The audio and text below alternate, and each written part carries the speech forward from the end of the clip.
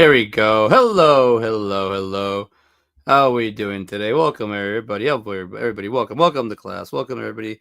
Give everybody a few minutes to get in session. I actually did start on time for once, Josh, Mr. JR. Always giving me slack, but sometimes I do start on time. But I have my guests, so I have to make sure being more proper and more professional about this. So we're gonna give it a few seconds here. We're gonna let everybody come inside the classroom. And you know what? Enough with the waiting. I don't want to lose too much time. Hello, how are we doing? Oh, I got my shadow on that side. How's everybody today? How's everybody tonight? Hope everybody's having a good night. We have a special guest today. This is a friendship episode, so I'm not gonna wait too long introducing him, but do want to see who's gonna be here tonight. I know some of y'all are probably thinking it's gonna be 10:15, 10:25 when he's gonna start. Sometimes he even starts at 10 when it's supposed to be start 10:05. But now, today we started on time, working on this for 2025 and beyond.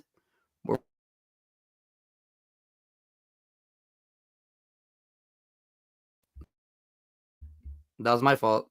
That was my fault. See, I messed with something. I was messing with the cord. The show's not supposed to be My Manic Mondayz, Murphy's Law of Existence. It's supposed to be My Manic Mondayz, where movies and mental health meet. So, all right, everything's coming in through. All right, good. So I'm not touching anything else, but I'm going to touch one last thing. I'm going to introduce my guests. I just want to say I'm really happy that I get to hang out with him tonight. I used to work with this gentleman back in 2019. I worked at Vince Young Steakhouse. Started basically January all the way to January for 1 year. Did one little loop. Straight up steakhouse experience. It was really fun, really cool. I met Kip there, just another server, and we hit it off. And he's really funny, really cool guy. He has a lot of knowledge in like just pop culture, movies, music references. He's also a very curious individual, so he would like question, just ask questions, ask me and about things about that he was interested in. So thought that was pretty cool.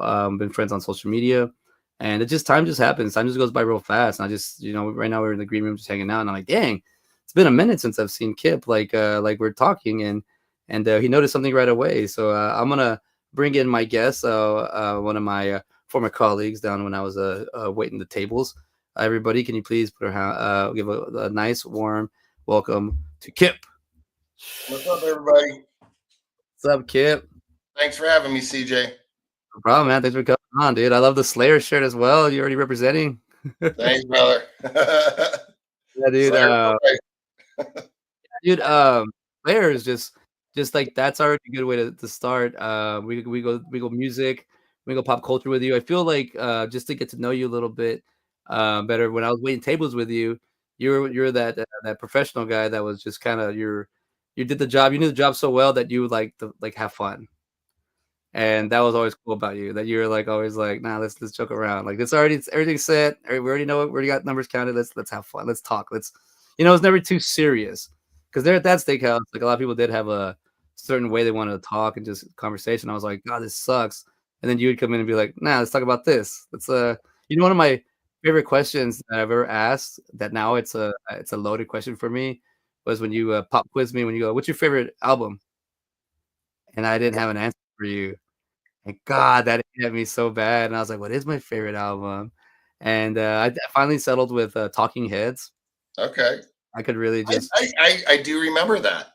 yeah, That's a the good just yeah, answer. you got me good. I was like, "Damn." But, like, I'm a movie guy, so I've been in Austin 20 plus years, and when I got here, it was all, like, music, so I didn't really have a lot of people to talk movies with. So when I was waiting tables, it was just me and a bunch of musicians, and then there's kinda, like, movie people started coming in, or I started meeting them. I met you, and you had, like, a plethora of movie knowledge.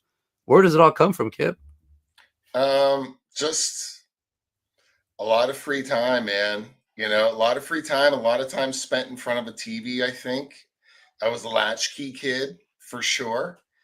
And I just love movies, and I grew up in the dawn of the VHS era, and Yeah.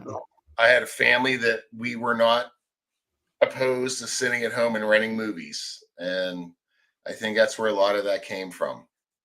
Yeah, and latchkey, that's where your parents just left you alone, right? They just give you the Yeah, oh key to yeah, just I came home from school, empty house, and you do your thing, and then family comes home later. So Yeah. Yeah, yeah, I was so I like it's like I'm a broken record, but I've been learning to tell this story a little different. I was for the broken home part, and kind of my mom was working so much, my dad wasn't around. So I was kind of like that version where I'll just come home from school and then like my dad did give me a little black box that had all these channels on it. So I just watched whatever's on the black box. Programming was more like the Fox after school, so like X-Men, Batman, Eek the Cat, whatever was on, just kind of watch that Rocco's Modern Life kind of time slot. But then after dude, that, I'll just what's up? Rocco, love it. Yeah, dude. And then watching that, and then I'll just watch movies. But I never knew that there was like a B culture to movies. I didn't know there was like mainstream. I was just watching movies. Yeah. Was there ever a point where you knew that you're like, oh, I like this movie because of this actor, or I like these movies because they make them? So, so you know what?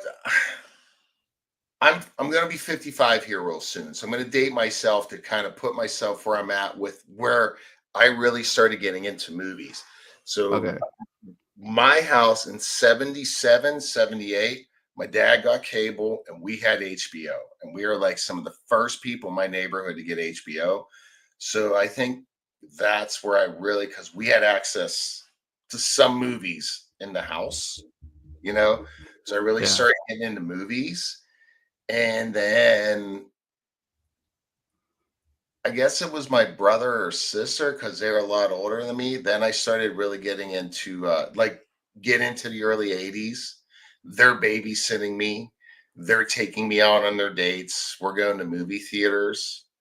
And then I just started seeing like every popular movie that came out in the 80s with them just by they were stuck with me. So I got to go to the movies with them on like date night and stuff, you know? Yeah, yeah. John Hughes movies. Oh, all of them, man. Spielberg, John Hughes movies, all that stuff. And then, but what really happened to me in the 80s was I got wrapped up in the slasher genre. Like all Oh, that madness of the 80s slasher gore movies and all that stuff. That's kind of where I really and the action movies. Like I can remember all the early like the Octagon and Lone Wolf McQuade, and so I got kind of wrapped up in all the Chuck Norris cheesy ass stuff. mm. And yeah, that was kind of my thing in the 80s So for sure. because like yeah, I mean you said dated, but I'm like, dude, it's beautiful that so you got to watch like Rambo at the theater. You got to watch Oh, dude, like I saw the first three Rambos at the theater. I saw the first three. I saw all of the first three Star Wars three times at the theater because I I saw do. I saw him with my parents, and then I would see him with my brother and his girlfriend Pam at the time, and then I saw him with my sister and her boyfriend at the time because they would, like I said, they were stuck watching me, and then Yeah, yeah. they would see the popular movie at the time and take me, so I'd go see that. Yeah. Oh, Think that's my parents took me to see Smokey and the Bandit in the theater. I was like 7. Took me to see Alien, terrified me, scared the shit out of me. And I think I was like 9 when I saw that. Scared the shit out of me seeing Alien. Took me to see Jaws in the theater. I was yeah. 5, horrified when I saw that, like So terrified. so so that being said, so Jaws is one of those movies that said when it came out, nobody was in the water. That happened to you? Like, or were you like one of those Oh, that you dude, didn't go swimming to the beach? I to this day, probably because of that movie, I don't like going in water where I can't see my feet. Like Oh yeah. if it's above my knees and I don't see my feet, like I have a very uneasy feeling about that. And it probably stems all the way back to that. I have man, I hadn't been in the ocean and like I'd put my feet in the water, but like in '97, I was in seventh grade and we were like in Padre Island, and I remember like just we had the little boogie boards and whatnot. And I remember just kicking, and I remember just putting my foot down, and it went into like some kind of like fish's mouth. I felt something like a mouth like suck like on my heel, and I was just like, ugh. And I just remember being like, oh my god, what is that? And whatever it was, like kind of wrapped, spun around, and I just like freaked out and forced. I mean, I was that was in I was in, that was like 13 years old. I didn't get in the water until I was 39, like swimming again, Oh yeah. because because my son wanted to do it, and he was getting kind of scared, and I was like, you can't be scared, and I was like, oh shit, now I got to show him. So I Yeah. started, and I was like, you know what, it's not that bad. I'm not that but it does it like watching movies is something that I really appreciate. It's the storytelling because I found out that I just like stories in general. If I can learn it from a painting or a stage or wherever. But teaching my son what I can just by spending time with him and showing him, it shows me I have like how things I didn't think I can do. But I remember watching. I don't have a lot of my memories of my dad. We didn't spend a whole lot of time together. But like he was around, but he wasn't around. But we went to go watch Terminator 2 together, T2, and that movie, like I gotta say, like that movie's awesome. Like just as a overall movie, but getting to watch it in first grade with my dad, like that is a memorable movie. Also, Jaws. Jaws is one of the first movies I saw with my dad. Like we didn't watch the theater, but we just watched it at home. And then also like Gremlins. I have a few movies there, but damn T2. I got where's T2 stand in your list, man? Like it's it's gotta be up there. That is so. I remember I saw Terminator on my 14th birthday when it came Oh out. shit. And I remember going to go see it, and I was just like, I never saw a movie, and I was so into like sci-fi and stuff. I was a big Star Wars nerd and all that crap, and Megaforce, and all those cheesy ass sci-fi movies are coming out. And so that came out, and I'm like, I was really blown away by Terminator because it was like kind of scary and like dark and different and like it was Terminator. It was its thing. And then like when T2 came, and I thought that movie Terminator blew my mind. And then like 6, 7 years later, T2 comes out, and I'm just like, what is this? And it was one of those things where the sequel to me was so much better than the first one. Like it just elevated that whole line, you know. Yeah. And yeah, I love T2, man. That movie was just amazing. Yeah, it's too much. I think I personally like Terminator 3 and more than a guilty pleasure. Like I think it works out with the first two, but T2 just overshadows that one so bad. I Like think so bad. I think T3 doesn't get the credit that it deserves. I like Yeah. that movie a lot too. I thought it ended everything kind of like tidied and whatever happens after that, those other movies, Salvation, Terminator Genesis. I'm on record always saying it's my guilty pleasure. I love that movie. That's a If good one. you Uh-huh. if you liked all things Terminator, like that movie is all of them wrapped up in one. Yeah. I don't know how to explain it. That's the fanboy in me being like more yes, yes, yes. That's like why make one Saw movie when you can make 11? Like that's where just that's me, dude. And you said you like the slashers. So back then, was it the Friday the 13th or like the Halloweens that you were driven more to, or just all of them in general? It was all of them. It really was. I got wrapped up in all of them. The cheesier, the campier, the gorier, the dumber, the more ridiculous they got. Like I just loved them. I just loved them. We had from the place that I was living at, at home, we had a private, like one of the early private owned video stores that opened up. Like, look, and so you can just go down there, and that was like they had this huge, ridiculous horror section, and they also did art framing at the store too, so you could get your art frame Oh, and okay. go rent movies and stuff like that. But yeah, man, I just got any of those any of those slasher movies. I love them. And there was one that I'm still looking for today. And did you work with like Grandpa Sam at Vince Young's white hair guy, big white beard? No, no, he left right when I got there. So there's this movie that came out, and it came out in the early 80s, and it's a sci-fi movie, and it's an invasion movie, and this alien Okay. comes down, and it's this kind of big, tall, goofy looking alien, but he would spit these little creatures out of its mouth and it would latch on to people, and like these little tendrils would come out and stick into them. And I want to think it mind controlled these people. But this guy, I remember I was talking about this movie like at work, be standing in the kitchen or something like we would do. I was talking about this movie. You're sitting around talking about movies, and he was immediately like, "It's this movie." And to this day, I can't remember what he said it was, but it's Man, like I saw it on HBO like one night, like 1982 or something, and like to this day, I can't get that movie out of my like. When I think of cheesy sci-fi movies, that's what I always go to. Yeah. I got lucky because two movies. One's not sci-fi. One's just Kevin Smith, Mallrats. For a while, I was telling people about Mallrats, and everybody was like, "I don't remember that movie." And I was like, because I saw it, from on the border, and then I came to like Austin, and only a few people. But the other one was Monster Squad, and then Monster Squad, and then yeah, they brought that one back. Oh, I don't know if you can tell up here. Let's see if I can show it. I got right here. I have 9 signatures on that bad boy. This is the Monster Squad. I see it right there. Yeah, It's right there. Yeah, I have 9 signatures on that bad boy. Nice. Yeah, I love it. Oh, dude, I turned into like straight fanboy. When in 2018, my son was born, and I got an ultimatum that said, "You talk way too much about comic conventions, about sci-fi, all this stuff. You never do it. Either you start doing it, or you shut the fuck up and you go to these things." So I shut up and I started going. Now I'm like addicted. I've been to like, I don't know, 40 of them, 50 of them. I've been to quite a few and in this short span. Plus, we had a pandemic and all this.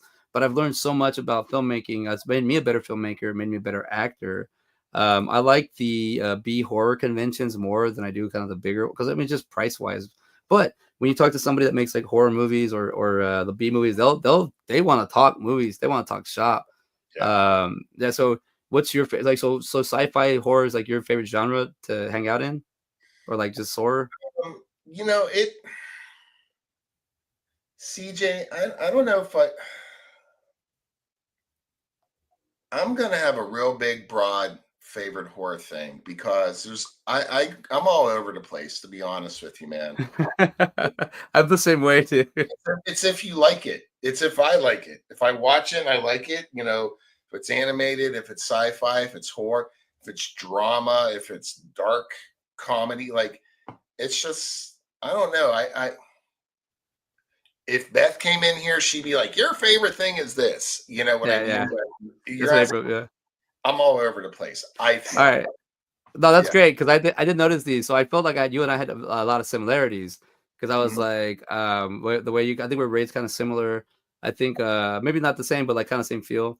But I feel like a lot of things you would talk about, I'd be like, "Oh, that's funny." Like you would say, I mean, I'm trying to specific things, but there's just so many moments where you'd like quote a movie or you'd say something like you did like a Bad Boy 2 reference one time where I was like, "Oh my god, that came out of nowhere." But it's like so it showed me like, oh, he knows a lot of things. So that's kind of like I am. Right now on pause, I have Alien Romulus. I'm only 24 minutes in, and so far I've been like, this is pretty cool. I like this.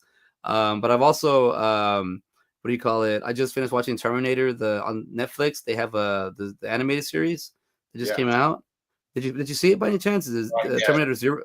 Terminator Zero? Oh, I don't even know where to begin with that. Like, it's not only just Terminator, like it's modern day writing, but the animation's another level. Like, it's almost real. Like, not like you'd look real and stuff. It just the way they tell a story, the way the animation goes, you're hooked on it. Yeah. And it doesn't feel like clunky or it doesn't feel like it's supposed to be a joke. It actually feels like it. And also, I don't want to talk too much about it because you haven't seen it. I know you're gonna want to watch it, but it's the animation and the story. It's perfect. I just like watching anything really. Some people have been recommending me a lot of stuff to watch, and sometimes I have time to watch it, sometimes I don't. But I do like the recommendations. I do like watching Tubi more than other things because it supports independent filmmakers. But at the end of the day, man, I watch whatever's on. Right. A lot of the stuff I think I'm already 40, so a lot of the stuff I'm already an adult, and I think I could use a lot of just more people hanging out with. That's why I do the stand up, so we could segue into some of that. I do stand up because I've always wanted to do it, and I told myself like you got to get started or you're not gonna ever do it. But I found a quote. I got to look it up real quick, but I found a quote that I think I screenshotted like in 2017 or 2016, and it said, but trust me, you'll forgive yourself a lot more. You'll forgive yourself better if you start it now. Oh, sorry, I gotta look it up. Sorry, let me look it up real quick. But it's a great quote because basically saying you'll love yourself more if you start it now, a year from now, kind of thing. Like you're happy you got into it. So that's just kind of I'm already hitting in 2 weeks I'll have a whole year of doing stand up, and of like at least I at least go once a week. I sometimes could do four. I've done stand up 4 times a week, and then I could do sometimes three. But I did it because it's just I was getting older. I was like I'm 40 and might as well just get started. It's a good start. I've put myself in a position where I can go and focus on it. And it's just something. Also, my writing for my movies and comedy got flat, man. It sucks so bad. I had to freaking practice writing jokes. But this just in, Kip. Dave Madison. Hello, Dave Madison. This is a good friend of mine, filmmaker Dave Madison. He says, stop by and wanted to say hello to us. So, hey, David, how you doing, brother? This is Kip. This is my buddy. What's up, buddy? Um, David has made quite a few movies. One of the movies I fell in love with during the pandemic was called Wits End. Kip, this movie by himself from the beginning to the end. Oh, wow. It's him, and it's a movie about struggle and how a guy gets through it. But I got enamored by it because, and it's a simple movie. It's an independent movie, but because he did it all by himself. Like some of the shots there, I'm like, how did you do that? Like he's basically he gets our protagonist gets caught up in a snow blizzard and how he gets out of it. But like David literally like was in like a snow blizzard and just filmed it. I was like, how do you? He's like, I just made a movie, and he's done documentaries. He's done what do you call it?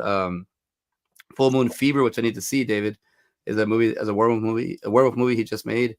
It just came out in like October or December. He's like in between this last few months. He let it out. But yeah, I like meeting other filmmakers, and he does a show. Yeah, you do too. He's like because when I started meeting people online, I found his show called End of the Night, and I became a big fan of that. It's him and Scott Schiaffo, the Chuli's gun guy from Clerks. They uh they have a show together. They just talk movies, talk shop, and I learned a lot about from David because he does conventions. So I kind of helped me out in the scene, so to speak, with filmmaking and movie making. And I never realized I was gonna fall in love with horror movies. It was just more of the community, the way that people love them. Like a lot of people are waiting for me to make my feature, which I'm working on right now. We just shot Sick and Twisted. We just shot the last shots on Thursday, so that's gonna be a movie I'll be pumping out soon. Basically, I don't know how to even describe Sick and Twisted. It's a movie that Ty Gwynn and I shot with no script. Oh, So wow. yeah, filmmaker and a stand-up comedian got together and made a movie, and I'm very proud of him, man. I told him you have to get all these pieces, and he went and got all the pieces. I was like, oh shit, we gotta make a movie now. Yeah, what's And he's happening? like, yeah, I was like, oh god, he went through for it, man. Like he's a funny comedian. He's been doing it about 8 or 9 years now. He loves movies. I love every time I write about him in there as a character because he's very open, eager to learn and to be part of the whole process. But I got more and more horror movies as of lately writing just because they're fun. They're just like what do you got? Sick and Twisted. You go to a comedy show, and instead of you go to a comedy show where there's nobody there because it's actually a human trafficking sting, and you're part of it. So you go through the experience. We're trying to make a feature, but I think we're only gonna get like a half hour worth of footage. I mean, we didn't have a script or anything or a budget. This is zero budget, so we just went to see what we can do. And I liked it. What it showed me too was modern day filmmaking because I've been on sets in 2024. I was in movies. I was in a few movies, like 5 movies that year. And in 2023, I'm sorry, that was 2024. 2023 I was a few. 2022, I was in a few movies. But I started. I'm from way back, so we used to do reel to reel filmmaking. So that's still in my system to be real slow and process. But now the new modern day filmmakers, it's just digital, so it's just boom, boom, boom, boom, boom. So it's fast. So, So we're able. no, I'm sorry. Go ahead. No, go for it. What were you gonna say? So, It sounds like you've been pretty prolific with your acting, man. Uh, I don't know how to say this. I've been doing it since I was a kid, Okay. and I'm a kid actor, but I didn't ever get casted in anything, which I found out. Still, you still put the work in, so you're still a kid actor. Yeah. You know, I had a few things, but nothing I can talk about, like to brag about. But I just always practice. What happened to me, Kip, is I was an actor, and then when I got to Austin or just San Marcos, San Antonio, I couldn't get casted in anything. And I was like, this sucks, man. So I started writing my own stuff. So when I started writing my own things, I started working with people to work with. Then they started like taking my work, my writing, and then just not excluding me from it. So then I was like, well, what's the next step? We'll just become a filmmaker. I said, fuck it. I'll just go all the way. I was already doing videos anyways. So I went all the way to filmmaking. I was doing well. I got my heart broken when I was 21. I kind of went derailed for a little bit. I'm an addict, so I got addicted to drugs. And it took me a couple years to get off of that stuff. So by the time I was 26, I cleaned up. And now I had to start all over kind of in a way. Just started waiting tables, working jobs here and there, staying in Austin, and then just never really stopped acting. But what happened was I had to clean myself up because I didn't want to ruin my acting like just portfolio or whatever. I didn't want people to just, oh, that guy's a mess. He's a drug addict. You can't. So I paused on that. But I started waiting tables. And I didn't notice this, but I didn't notice that as you wait tables, like it's kind of acting. You're entertaining. Big time. You're dude. I have no idea that I was working at these. Like I like doing more fun, not too fine dining. Like Vince Young's a little bit of that it's casual, laid back a little bit, but I like just a little bit below that, where it was just like high item prices, but they take a while, so you get to spend time with your clients. Yeah. Like I used to love that. People used to love me over there in BK's and in Westlake because I would just joke around with them, and I didn't even realize I was doing sets, that I was telling jokes, that I was doing setup and punchlines, that I was talking movies, that I was selling movies to them about that I would do, what I want to do, and now that I'm like able to do everything, what happened? What I basically said is, when I was in my 30s, I basically paused, and I kind of just cleaned everything up. And now that I'm 40, I'm coming out of it, and it's like, oh, seems kind of polished. I'm like, well, I kind of never stopped. I just had my son, so I put all my time into my kid. He's my investment, so I got to make sure. I'm looking down the line, and I'm like, I got to make sure my investment's there. Nah, I just joke. I love my son, but I see it in everything. Everything. My mother always used to say, I do everything for my kids, and I used to be like, I hear that, but I don't know, mom. Like these beatings, they feel really loved. No, but I'm just saying, like, I say that, and I say it with my kid now, but I love that my kid, he's into all this stuff. He's into. I can't just leave things laying around and who want to do them. He loves all the stuff I like, and I think that's like, I think Don't that's more touch important. the toys. What's up? Don't touch the toys. Oh, dude, but he's good at that. He's Mhm. really good at not touching my actual toys, but like cameras and stuff, he's in on it. So I'm like, okay. Yeah, I'm actually I have a shed in my backyard, and this has all like my memorabilias and where I've been, and like that's Transformers. That's Frank Welker and Peter Cullen. I met them this year. That's Robert England. Met him back in 2019. That's the Transformers, the movie poster, the 1986 version. That's my favorite movie of all time. That's Clerks. It has like almost all the signatures. I'm just missing like Brian Johnson, Walt Flanagan. I think that's the only two I'm missing. But I Dude, went on these little. What's up? oh, I'm good. Sorry, go ahead. I got something. No, Kevin Smith. I got a great Kevin Smith story, but oh go no, ahead. I'm just saying I went on these little stories. I mean, all these little journeys without knowing I was going on these journeys. And now that I've gone on these little stories, I'm like, oh, I want to talk about them. But what's your Kevin Smith story? So they were filming uh, Zach and Miri making porno. Filmed in Pittsburgh. Filmed in Monroeville. They grew up in Pittsburgh. I was working in Morton's at the time, and so they were filming in fall, shitty fall weather. And I remember sitting, we had a busy night, and I go up front, and our hostess, Lisa's like, there's someone up front, and they're walking, and I recognize them, but I don't know who it is. I think they're famous. I'm like, okay. And I was like, open a bottle of wine at the table, and I come around the corner. I stand there, and it's Kevin Smith, exactly how you would imagine him. Hockey jersey, the coat, the hat. It's his wife, their daughter, who was like 4 or something like that, is Jason Mewes, Tracy Lords, Katie Morgan, and Craig Robinson. They all fucking, they're like, is there room? You got a table? But I'm like, no, we don't. And like, well, we smoke, and you could still smoke in restaurants at the time. So they ended up holding up in the bar, having a good time. Great, great guy. They were staying at the Renaissance, which was right around the block from us. So they literally came in for like the next 7 or 8 days in a row, later at Wow. night. Yeah, just coming. Oh, can we get somebody? Can we sit in a bar and watch TV? Because they come in the bar, sit. He would chain smoke.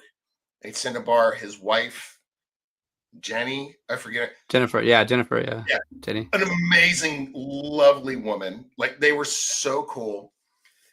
So I remember, and this was like around. This was like the week leading up to Thanksgiving at the time. And they kept saying, what should we do for Thanksgiving? Are you guys opening on Thanksgiving? No, we're not. Oh, well, what should we do? Is there somewhere we can go? What is good? What do you recommend? Blah, blah, blah, blah. And I remember saying to Beth, because every night I go home, be like, oh my God, they came in again. And anytime someone famous came in, I'd be like, oh, so and so came in. And I remember having this pipe dream. I'm like, if they come in again, I'm going to invite them to our house for Thanksgiving. And she's like, that'll never happen. And of course, they never came in again. Of course, it would have never happened. But like, I was like, Yeah, God, I hope they come in again because I'm going to ask Kevin Smith for Thanksgiving at our house. dude, that's just one of those moments where like I think about stuff like that where it happens where I'm like, you know what, just do it anyways, right then in that moment. But I learned that from other Oh, things. My if he would have come in, I would have in a heartbeat. But they oh never came yeah, in they came again. Yeah. back. Yeah, it's like weird, huh?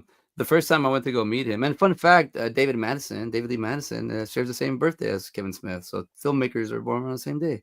That's cool. Um, that's cool. Yeah. What do you call it? I just threw myself off what I was gonna say. Oh, I was gonna go to Rhode Island to go meet him at the Rhode Island Comic Con at the same time to go meet Scott Schiaffo, which I can actually bring back into a full circle right now. I was gonna go see him, but we left at 4 a.m. and my girl goes, we go all the way. I go all the way to the airport. It's 4 a.m. Went to the airport. Flight leaves at like 5:40 or something. But we just got there, or 5:20. We got there early. We didn't want to deal with anything.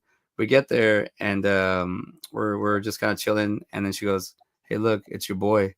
And I look, and it's Kevin Smith. He's there because he's going to the same convention we're going to at Rhode Island. But he was in Austin for an event the night before. He was doing a speech. And I was like, oh my God, I'm going all the way to Rhode Island to go meet him. And he's right there. And my wife's like, don't leave him alone. Don't bother him. Don't bother him. I'm like, I gotta say something. He's right there. Like I got this. Like, I paid for the VIP to meet him, but he's just right there. Like. So I just went up to him because I didn't want to bother him. So no, I didn't. I left him alone right before we got on the plane because it was still so early. Right before we got on the plane, I just go up to him and I'm behind him and I go, it's crazy. I'm flying to Rhode Island to go meet you, and you're right here. So I just take the photo now. Everything to say. I'm like, and I told him, should I take the photo now and then just call it a day? And he goes, no, still go meet me. He's still go talk to me. I was like, okay. Like I just joked around, but he was like, took it all serious. But yeah, I don't think I have the photo here anymore. I have it. But what happened? So what happened was well here look, here's David Madison right there. Booyah! Nice. There he is. Yeah, Got it loaded up right there. And this is the last time I had the beard when I was 28. So this is me when I'm 29. So this is 11 years ago. Rico, yeah, man, damn, dude.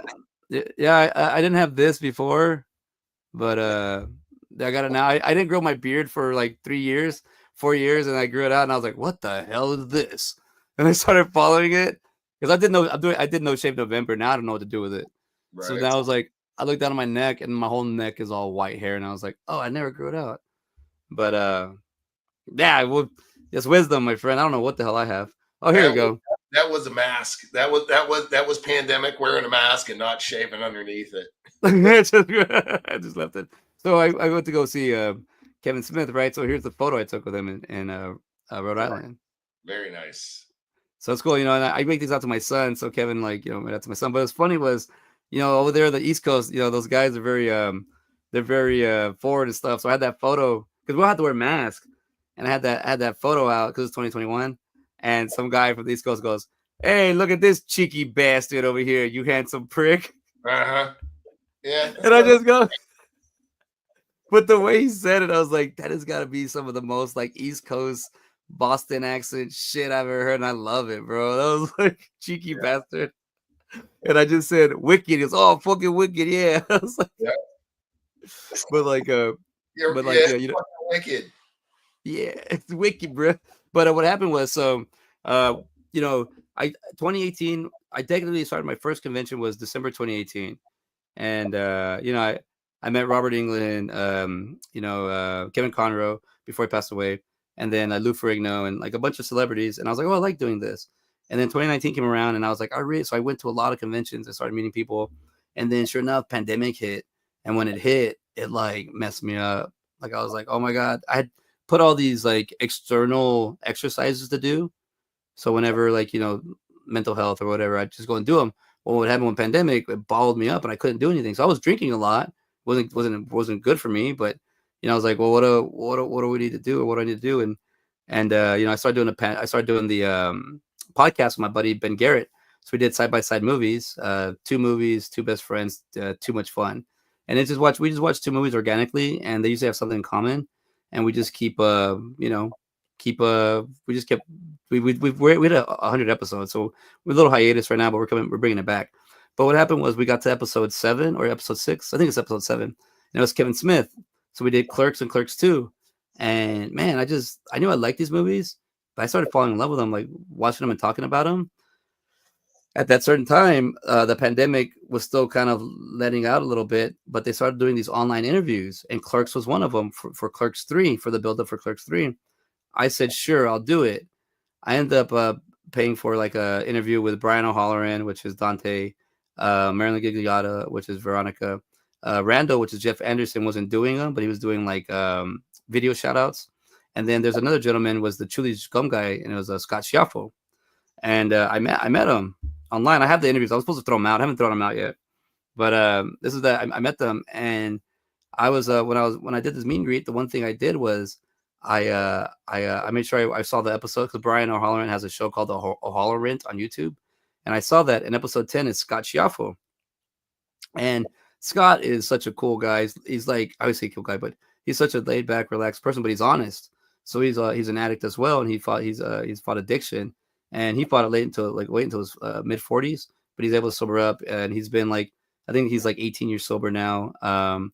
And he's been doing well, but he's always been an actor that's like kind of struggled and whatnot. But you watch this episode with Brian, and you get to really see who he really is. So when I did the interview, we just kind of clicked. Like, hey, this guy's cool, and he told me, hey, add me to social media. I'll talk to you. We'll hang out. And I did, and this is the first guy that actually responded back to me. So we got like a little friendship, talked to him, and I realized, I was like, man, this guy is like, he's struggled with things, but yet he's still able to do the movies. He's still able to show up. He's able to be, and I was like, all right, that's a good thing for me. But I never knew I was gonna be like going to New Jersey to go see the Quick Stop, to go do all this stuff, because it's like meta, but at the same time, it's inspiring for me to do my own stuff, to go meet other independent filmmakers, to go do it. So actually, I was leading final one thing to lead with this. Oh, here we go.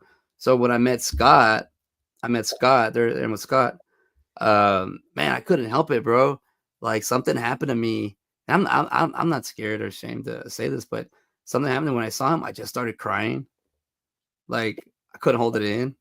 Like, I was good until I got 2 feet from him, and I started crying. And then Marion Gigliotti, she pulled me on the side, said, "Oh, it's okay, it's okay. It's all right." I was like, "Holy shit, he's real. He's a real person. He's genuine," is what I was trying to say. And I've been in the business, like, I could say that for a while, working with people that have been doing this as a kid, and meeting someone that's real genuine and real authentic.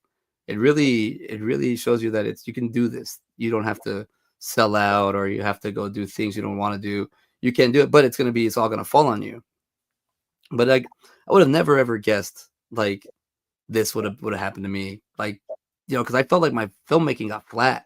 I felt like my comedy writing got flat. But working at the theater and doing stand up is opening up. But also going to work like Clerks, going to work with someone like you makes the shift go by so much easier. And the little dude, the running joke, and I hope nobody gets offended, but that shit was funny when you would come up to me and you would just do like every ethnicity that I wasn't. It'd be like that shit was so fucking hilarious. The one time you got you got something. You had these like one-liners that you would drop in between somebody trying to correct me or something ethically or whatever. Somebody say something, and then somebody said like, "Yeah, what would you know about this and that?" Mexican culture, and now before I could say anything, you go, "Why are you telling him? He's Italian. Fucking leave him alone." And I was just like, You were always Italian, yes. I was Italian, I was Greek, I was Mediterranean. He's like, "Hey, go talk to your brother over there." I was like, "Okay, be right back." He's Indian. I go talk to the guy like, because it was just funny. It was never like foul play. You're never ugly about it. But it's also a bit. And this is something like a movie bit. So the fact that you were doing this is like I'm able to play along, and it makes work so much easier. And I always wanted to tell you thank you for stuff like that, because it makes work so much like to the point where it's not like I didn't have any business working at that steakhouse. It was just hard for like if you're not at the top, you're at the bottom. And That place wasn't that place it's still open. So that place is an anomaly. yeah. It was, dude, that's what I did for 34 years. Yeah, I retired last year. I'm done. I got out. Oh, okay. Congrats. And that place is unlike any other restaurant that I ever worked in. And you had to if you wanted to stay there, you had to be strong, for lack of a better word, but you had to be able to be self-sufficient, take some shit because you're Italian, you Yeah. know, and like you could do well there. But if you couldn't hang, if you didn't have thick skin, it was a rough place to work. Yeah. I But think a lot of people. for Yeah. old timers like me, old lifers like me, that's kind of where you would go to die and retire. Because if you Yeah, could, you told me that. yeah, if you could go in and not get a guest complaint and make sure people were happy, you were fine. Don't steal, don't get a guest complaint, don't steal from them, and you were fine. Like you could pretty much get away with anything else. You know what I mean? Dude, I heard that shit from Jim, you, and Mallory all in the same week at different times, and y'all weren't. It was like y'all were. I was like, this is funny. Like when I first got started, Look who was y'all said, saying it to you. "What's up?" Look who was saying it to you. A I whole bunch know, right? of timers. They're just like, yeah, that's where we go. I go, this is it for you, buddy. You made it. You're already here. You're here. They're like, what do you mean? It's like, but the cool thing about that, I was like, I always felt like a rookie but I like that because you had to learn, right? And I would come home and like my girl would just be like, she would look at me because I would sit down, Kip, and I couldn't go to sleep because we always have a lot of energy because it's like you're still awake, even though we get out early sometimes, get out like 8:30, but I would get home and I would just laugh and laugh and laugh my ass off. She's like, "What is wrong with you? Why are you just laughing like that?" And I go, "Babe, I gotta tell you, I can't. Hold on, let me collect myself." I mean, I would laugh hysterically. I go, "Babe, I have never worked so little and made so much money. I Oh, have dude, I made a lot no of money in that place. I have no idea how I just walked. I waited on like no tables because it was a party of 16. The Yeah. the people like the guys wouldn't let me wait because they were like, "Hey, you're too new. Just go run food. You know what? This is too hard for you. So now just go and clean. Like, you know what? Just go fuck off." I'm like, okay. And then I come back. I'd be like, okay, I just clean or do something. Like I just make myself useful. And then I come back and I'd be like, here you go, $450. I'd be like, what? Like Yeah. how did I just Yeah. what? Or like if you didn't get paid for 3 days, like I was always like salivating. Well, I mean, I was the rookie, so I'd get like 2001s, but it was like, Dude, I used to take that shit to the bank all the time. I didn't care. Phil would be like, all I got's fives and ones. I'm like, I don't care. I'll take it. I go that's inside the right. bank. I'm like, here you go. And to say that to reference it back real quick to the what you said about the old timer, but you having that confidence of being like, this is what I fucking do. I don't care. This is my job. This is I get paid doing this. Like meeting someone like that, it builds that confidence in me. When I was 29, I went back. Sorry, that's when I started going back to school again. Like I was always in school, but that's when I started. I just went to real estate school, and you take these like 4 or 5 day classes are like 8 hours, 12 hours. I did it for like 27 days in a row, but you get these classes with other people that are in there with you. So every time I took a class, I take it with the same people. So I took it with this. I took this one gentleman. I had his name was Fred, and he was a 50-year-old gay man from San Antonio. He was always well kept, very nice, had a nice little haircut, and he was had. But the one thing I got from Fred was he had a lot of pride when he would say where you worked at, and he would just say he said something. He'd be like, "Hi, my name's Fred. I'm a server. I've been a server for 30 something years, and I just gotta say it's what I do. I love it. I will always be a server, but I want to venture off something else. So this is my new thing, real estate, whatever." But the way he would say it, because they'd be like, yeah, I'm CJ. I fucking bartend. I hate myself. Like, I learned that. Then I talked to him about it, and he told me, no, you wait tables, dude. That's fun. Like, if you're good at, are you good at it? I go, yeah, I enjoy it. Like, what I like to say is I would still be waiting tables, but I got too long in the tooth. Plus, can't can't work with this younger generation. It's like, not they don't get work. I don't think they can spell it, but I get it. I feel like I'm getting older, but at the same time, I'm like, I've worked with multiple generations, so I'm like, it's just people, and I don't mean young people. I'm talking about generational workers. I don't care what age you are. Like, you just the new generation, they don't want to do shit. But I just, I learned that, and from you, like you always dress in all slick, hair back, fucking toothpick, looking nice and shit. That really for younger guys, like, all right, fucking let's make some money. One of my favorite Vince Young stories of all times is I don't know how to say this one without, because it's kind of bad, but a certain type of guests come into your establishment, and the staff judges them because they think, hey, this type of people aren't going to tip, right? And this two top fell to me. Like, I was like number 8 in the rotation, and it fell to me, and it was like, hey, it's a dead night. You get one walk in, and I will give you this two top. I was like, oh, I don't care.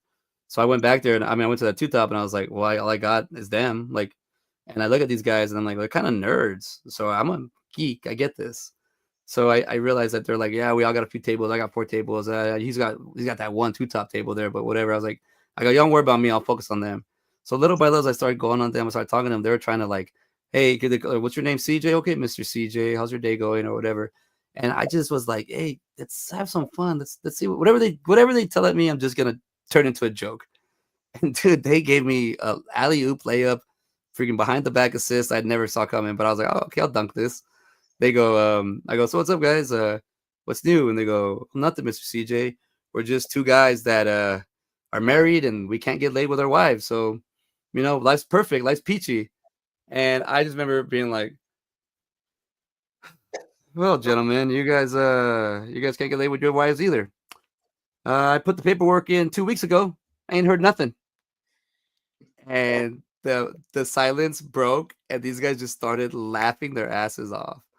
And they go, we got a comedian here. I go, man, how much time you got? Man, not getting laid. I got stories, brother. Not getting laid.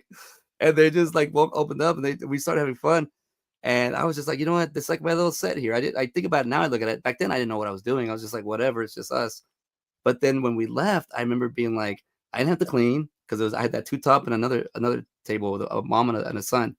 I actually made $40 off the mom and the son, so that covered my bar and everything, tip out. But those two guys, they left the tip on top of their company credit card or whatever, like they paid, and then they individually left me $100 each. Wow, because they were like, hey, you made us feel good. Yeah. And I was like, holy shit. And then I'm leaving. They're like, you want to keep your tip out? And I was like, well, because you didn't make any money tonight, did you? I was like, nah, I didn't make no money. I just, like, the other waiters were all like, trying to like, all right, well, just pay your tip out. So I paid the tip and I walked out. I was like, hell yeah. They're like, oh, CJ didn't make no money. I go, sure, just whatever. But yeah, but also I could probably tell you who the 4 waiters were there that were hovering the tables, and you'll know right away. And you'll be like, yeah, I can see why I was able to I guarantee you we could name the same names right now. Yeah. Yeah, dude. And it's funny though, because that's like every job, right? Every restaurant job. But when I found a table of people that like to talk about movies, dude, I would get lost at that table, and I'd be like, "This is fun," because they get them, and we'd be like Tony Soprano or something, and I'd be like, I worked at Buenos Aires Cafe, and it'd be like a churrascaria, so it's like a steakhouse. So I'd be like, I got some Tony in the back. You want me to go get him, boss? And they'd be like, hey, we're from Jersey here. Hey, we didn't really got him, but just start playing around. But with the suburbs, I knew I could do that for some reason. I was like, when I worked in the city, it was so much harder. It was somewhere people were more sensitive. People were they're more uptight. Yeah, dude. Even like tonight, I made a joke on my set tonight about a cholo, And a stand-up comedian, not an open micer, a professional stand-up comedian, gave me a little shit about it because I make fun of the cholo about not being able to being able to read. And he said, why? Because he's Mexican? Is that what you like to make fun of? And I said, I'm Mexican. And he goes, oh shit. Thank I was you. like, What the fuck is that? Like, and exactly. I, and I was like, dude, go in my head. I'm like, but he's a professional, so I think he was just trying to help me out in a way. And he didn't come out, he didn't attack me, but he was more like, hey, dude, we want to see you get better. Don't talk like that. But at the same time, I said in my set, I'm ambiguous looking. So go. I didn't know that. I didn't know I was a mud till I got older. I didn't know this. I've Look always at around my culture. Italian, right? Yeah, like I'll take. You know what? I'll take anything at this point. Whatever pays more, I'll take it. Whatever. You know what, Kip? Every 4 years in Italian. Austin. You look like all my cousins. But shit, yeah, I'm from Texas, and you look like all my other side of my cousins, dude. But you look like the cool ones. Then there's a comedian I do open mics with on Monday nights, and he really reminds me of one of my white cousins so much. But I love this guy because I'm like, you're actually the funny version of him. Like, why couldn't I be raised with you? I had the dickhead version. You're funny. And he's like, oh, thanks, CJ. I like that. I was like, I was like, but I think having fun with personalities at work. I think having like relationships with people, just finding, because that's like it's kind of hard. Some people, like when you go to work, like now what I do now, I'm a vendor. So I'm like, basically, I'm Philip J. Fry. I'm a stock boy. I basically take wine from the back, I bring it to the front, take it off the truck. It pays way more than the job should pay, and it's got flexible hours that I like. But I'm tenured here. But what I had to kind of accept was I was trying to force myself out, and what I had to accept was it's my job. That's just it. It's a job. Waiting tables kind of gave me a little bit of a escape, but it was a job that I was avoiding, kind of like. But because I could wait. I would wait in, like, I was working like at 4 restaurants at a time. Like I would do like AM, PM, AM, PM, anywhere, until the one that paid more or was less work to get more would be like, we need you full time. Then I cut them down. Dude, I was always working. My mother has like a horrible work ethic. She works so much, like it rubs off on me. I'm like, Mom, what's your hobby? Like, we're gonna go to work today. I'm like, it's Saturday. Yeah, no, we're a perfect time to work. I'm like, oh great. But so that rubs off on me. It's not like you're getting it from the male point of view, from your male side. You're getting it from your mom's side, the female side. So I feel like you have to step up more. But that I built like a good work ethic that I could do for movies and whatnot. So when I accepted that that's my job, I started having more fun with it. I started being more like, not talking so much playful, but being more like open to conversation, being able to talk to people about things. Because I work around a lot of people that like stand up comedy. They like movies, but they're about comedy right now. So they're bringing up like Theo Vaughn a lot. So I started looking up him, seeing who the new comics are, and seeing what's out there. It's it's a lot in here in Austin. It's a crazy thing. I don't think I would be doing it as excess as much if it wasn't here, and I'm happy for that. The shit like landed on me. It's a big So, it's a big scene in Austin now, right? Like it's not hmm a music thing anymore. It's a comedy thing, right? yeah, because you could literally go from working on a set, if you worked on a good set for like 3 months, and somehow you get on one of these streaming shows and people like you, boom, there you are. That's wild. Yeah, I'm old school. I'm doing this old method. This old. How are you doing? Let me take care of you. Does anybody need any help? Is there, like, internet don't want anybody mental health? Internet don't want to help anybody. They want drama. They want, what did you say today? Here's a 3-second soundbite of me saying blah. It's like, it's not healthy. But I will say that the internet is full of information. This is how you process it. Yeah. So, media is what I like. I'm looking. I see the Wolverine back there. What is that? I see the poster. Is that 11 by 17 Oh, letters? The that is, I think I got that poster in like 1989 at a Oh my Spencer's. god. It's Spencer's Gifts. Yeah. The Yeah. John Burnt Brown. Yeah, that's my favorite costume is the brown costume. Above that, Carrie King came in, Fun Fest of 2013. Carrie King came in the restaurant, put a bunch of us on the guest list for Fun Fest. We ended up over. If you ever run into Mallory will tell you the story. We ended up playing. We ended up after the show. They had the 3 stages. We were like all side stage and stuff. We ended up after the show at the Hilton in a conference room on the 17th floor playing Pictionary with Slayer, Oh shit. Gojira, and I forget the other band. We were playing Pictionary with them and drinking Bloody Marys because that's all that was left. Everything else was gone. And it was like at that point, it was like me, Mallory, Beth, this old bartender from the restaurant, Cat. There was like 5 of us that ended up there. It was the craziest friggin' shit, man. Yeah. Dude, that's oh my god. So not only the band shirt you're wearing, you got to hang out with them. That's how authentic it is. Oh, it was great. Yeah, it was cool. Like they came in the restaurant. I was cut. Laura ended up making me stay there. I ended up waiting on him. This one kind of manager. There's this dude, Nick John, who was a big music manager. He managed like Mastodon, High on Fire, Gojira. He was their manager. He ended up passing away. But anyways, long story short, I didn't wear a Slayer shirt to the show. And we're at this after hours thing. And Kerry King's like, where's your Slayer? Blah, blah, blah. Hey, Jeff, this dude, this manager guy that was in the restaurant that Laura saw, make sure you get his address. So I gave him my address and email. And this was Beth's birthday of this November 10th of 2013. So like a week before Christmas, those 2 things right there are stage worn shirts of Kerry King with a letter from him. He's like, here's the shirts. Make sure you wear these. And like they fucking legit sent them to me. That picture next to him was from the 1999 Diablos Musica tour. And I worked at a place in Pittsburgh that the guy had it was like a smaller version of Emos. Okay. A bunch of industrial metal shows there. So they were there. So that was the first time I met them. And they all signed that. Boom, boom, boom. That album right there. There's an album there, which is a rare German print. They came into Morton's on the God Hates Us All tour. Signed that for me. God damn, dude. I met him 4 times. That's my thing. They're my band. I got to meet them. I'm so fortunate. I got to meet them 4 times. Like it was a really cool thing. My wife hung out with Kerry King's wife at one show. Like it was fucking bonkers. Like I walked up into the little private area where they were at, and she's like standing there with this like kind of hot metal chick, and I'm like, oh hey, how you doing? Nice to meet you. And she's like, oh, this is Aisha. I'm like, oh hey, how you doing? It was in between sets, and she's like, oh, I hear you're a big Slayer fan. I'm like, oh yeah, man, love him, man. I've been listening to him since 13 years old. Blah blah blah. She's like, oh, well, I'm Carrie's wife, and I'm like, wait, what? And she's like, oh, shit. So we ended up going. This was the first year of the Jägermeister tour in 2003. Ended up going backstage.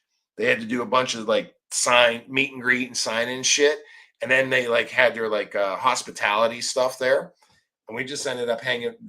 Dave Lombardo went on. He stayed on the bus, but like ended up hanging with them. Kerry King and Hanneman are big sports guys, and that's when we picked up Roethlisberger, but the Steelers were doing shit. Yeah. So we sat there and talked football for like an hour. Like it was awesome, man. It was such a cool experience.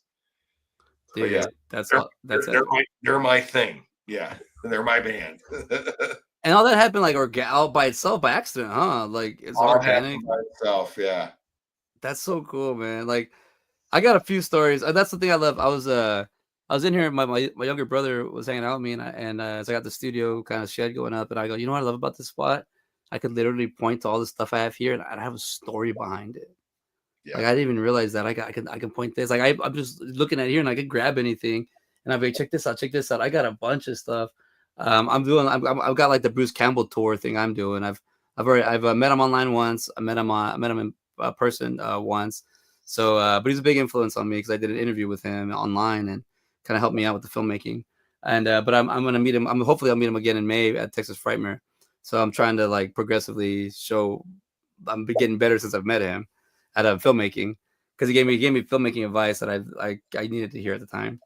But man, what was I gonna say? Oh, just like I went to New Jersey to a Kevin Smith event, and they have like the fan clubs or whatever, the little the Teamsters or the groups, and They invited me. They go, hey man, we need some people for poker. You want to go in? It's $200 buy-in. You have to say yes now, and if you want to go and do it. And I was like, oh shit, sure, I'll do it.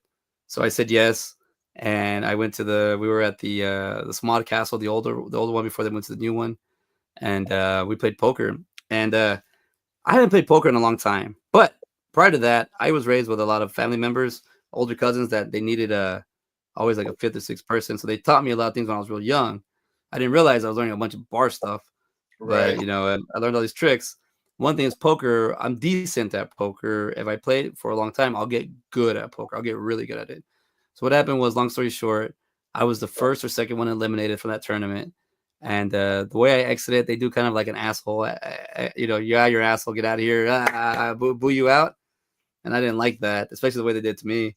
So if they ever ask me, I'm gonna come back and I'm gonna play poker next. This time I was fucking around. I'm not. I'm gonna play. So sure enough, I got lucky again. Somebody fell out, and they said, "Hey, do you just want to take their spot? You can pay the 200 at the end." And I was like, "Sure, I'll just pay it now." So I paid it, and I had to, because it was quick. That one was like, "Hey, you got the thing starts like now." Yeah. So I was like, "Sure." I get there and I'm ready. Cool thing I want to say is I sat in my one chair the whole time, Okay. and there was like 54 people. Oh, I got it, dude. I was supposed to win this thing. And it was a winner's pot, and I got all the way to third place. So I placed at third, No shit. That's but awesome. dude, I had to eliminate 11 people. Wow. 11, and not once, not twice, but three times I eliminated three, like a set of three guys. Wow. And I got I one of them was really bad. One of them was, oh, I thought I lost to a straight, and I went, oh man, and I threw my cards out like that, and I got up to leave, and the dealer goes, why are you all mining? Because the other guy who had the straight was grabbing the chips, and the dealer smacked his hand and goes, get your hands off that man's chips. He has a flush. He has a royal flush. How can Oh, you not? How shit. can you? And I didn't, because I didn't look at the cards. I just saw that he had a straight, and I was like, nothing matches. It's like nothing. So I Right. just threw the cards up, and he goes. So I was like, "Oh, I'm supposed to win, shit." So I could go. Even like my last two hands, I felt like I could have won, but I just said, "I'm good enough here. I'll stop. I'll stop." Like I didn't want to push it because they were coming. They got aggressive at the end, Yeah. but it was fun. And there's a photo of me at the place, getting third place. So, you know, and it was cool. The next day it was a meet and greet with Kevin Smith, and he was one of the dealers for a little bit. And he goes, "Hey man, how'd you do?" I go, I got third place, Kevin." He goes, "Fucking A, you showed up and you kicked ass." Dude, but I gotta say, like, even like that the whole thing you said with Slayer, like that's awesome because like I have, well, let me just, before I even like, I don't know if you noticed, but I'm gonna just grab this off the wall real quick. 1 second. Gotta show this one off.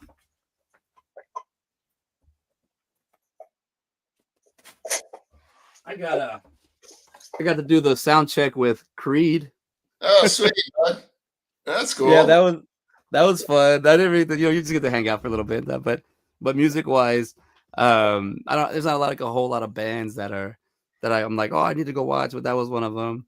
Um, but just the feeling of like that nostalgia of just going back of like when I was, Creed was like when I was in high school, was well, in the junior high they were big, and then when I got to high school, they're still, 2003 and whatnot, they're still big, but I didn't realize how much it was gonna really like affect me as a young teen, as a young adult. Yeah. And as you get older, you try to hold on to those things that you love and you want to like cherish. And it's crazy. Like you said, everything that you're pointing has like a story and a date and a time. And I'm there now. That's why it's I don't on know. the wall. There's Yeah, a meaning or something behind it. That's why it's there. yeah. And I showed you that picture of my garage, and I'm like, I have a bunch of stuff, and that's why I'm kind of converting my garage into like more of a little museum kind of thing I'm doing, just so because I want to show a lot of stuff. I go to these conventions, and I'm meeting people that are like-minded, like myself. They're people that we don't talk politics or like religion, or they're not arguing. We're into like just having a good time or just talking about the content. And Hey, I think as oh, I'm sorry. Go ahead. no, what were you gonna say? I was gonna say that this just popped in. This is how my brain works. Just popped into my head because you were talking about Bruce Campbell. When I worked at the Mortons in Pittsburgh, one of our favorite regulars was George Romero and his wife. and they used to come in 5 or 6 times a year, event, anniversary, birthdays, and stuff. Really, really nice couple. But he looked, he had the ponytail, the Harry Carey thick ass glasses, but really, really nice couple. When you were talking about Bruce Campbell, I remember them coming in, and I remember when I first started working there. It was like one of the first times Beth and I went in for dinner, and he came in, and everyone's going up and saying, "Oh, so nice to see you." The staff says hi, shakes his hand, lovely to have you in, blah blah blah. And Beth's like, "Who is that?" I'm like, "It's George Romero." She's like, "Who is that?" And I'm like, "He's the godfather of zombie movies. That's blah blah blah." And she's like, "Oh," because she never saw any of those movies. Yeah. Then we go home and we saw some movies, and she's like, "Oh, okay, all right, now I see why he's such a big deal." But yeah, he was. That's when you were talking about Bruce Campbell. Kind of that popped me into that because I love. I would. Oh, dude, he's amazing. I saw him do he did a panel, and I was in that room like recording. I waited on Willie Nelson twice.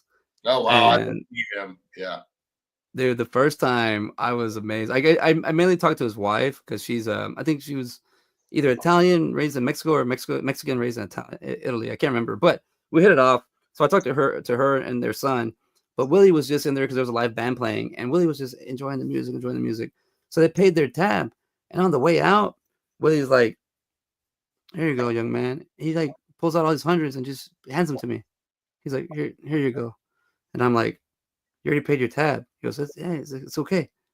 He gave me $480, just like that, on He's top of everything. there's a big story of like his accountants hate him for that because he just like hands money out left and right. So the band's playing, and as Willie's walking out, he stops and he just admires the band. The band's like, "Holy shit, it's Willie Nelson." These are a bunch of older guys. These are just local dudes, right? So they're just like, they crank it up, they start playing, and then Willie's like that, and then he's just listening, and they have the tip jar, and he just goes, like it's hundreds, just like falling in there like a flow. He's putting in there. He's put like $1,500. He just walks out. That happened 2010 or something. Fast forward to 2015. I'm taking a class, small business. I don't think it's small business accounting. It's just small business management or something with Donnie Hewitts. And he's got so many Willie Nelson stories because he's Willie's accountant.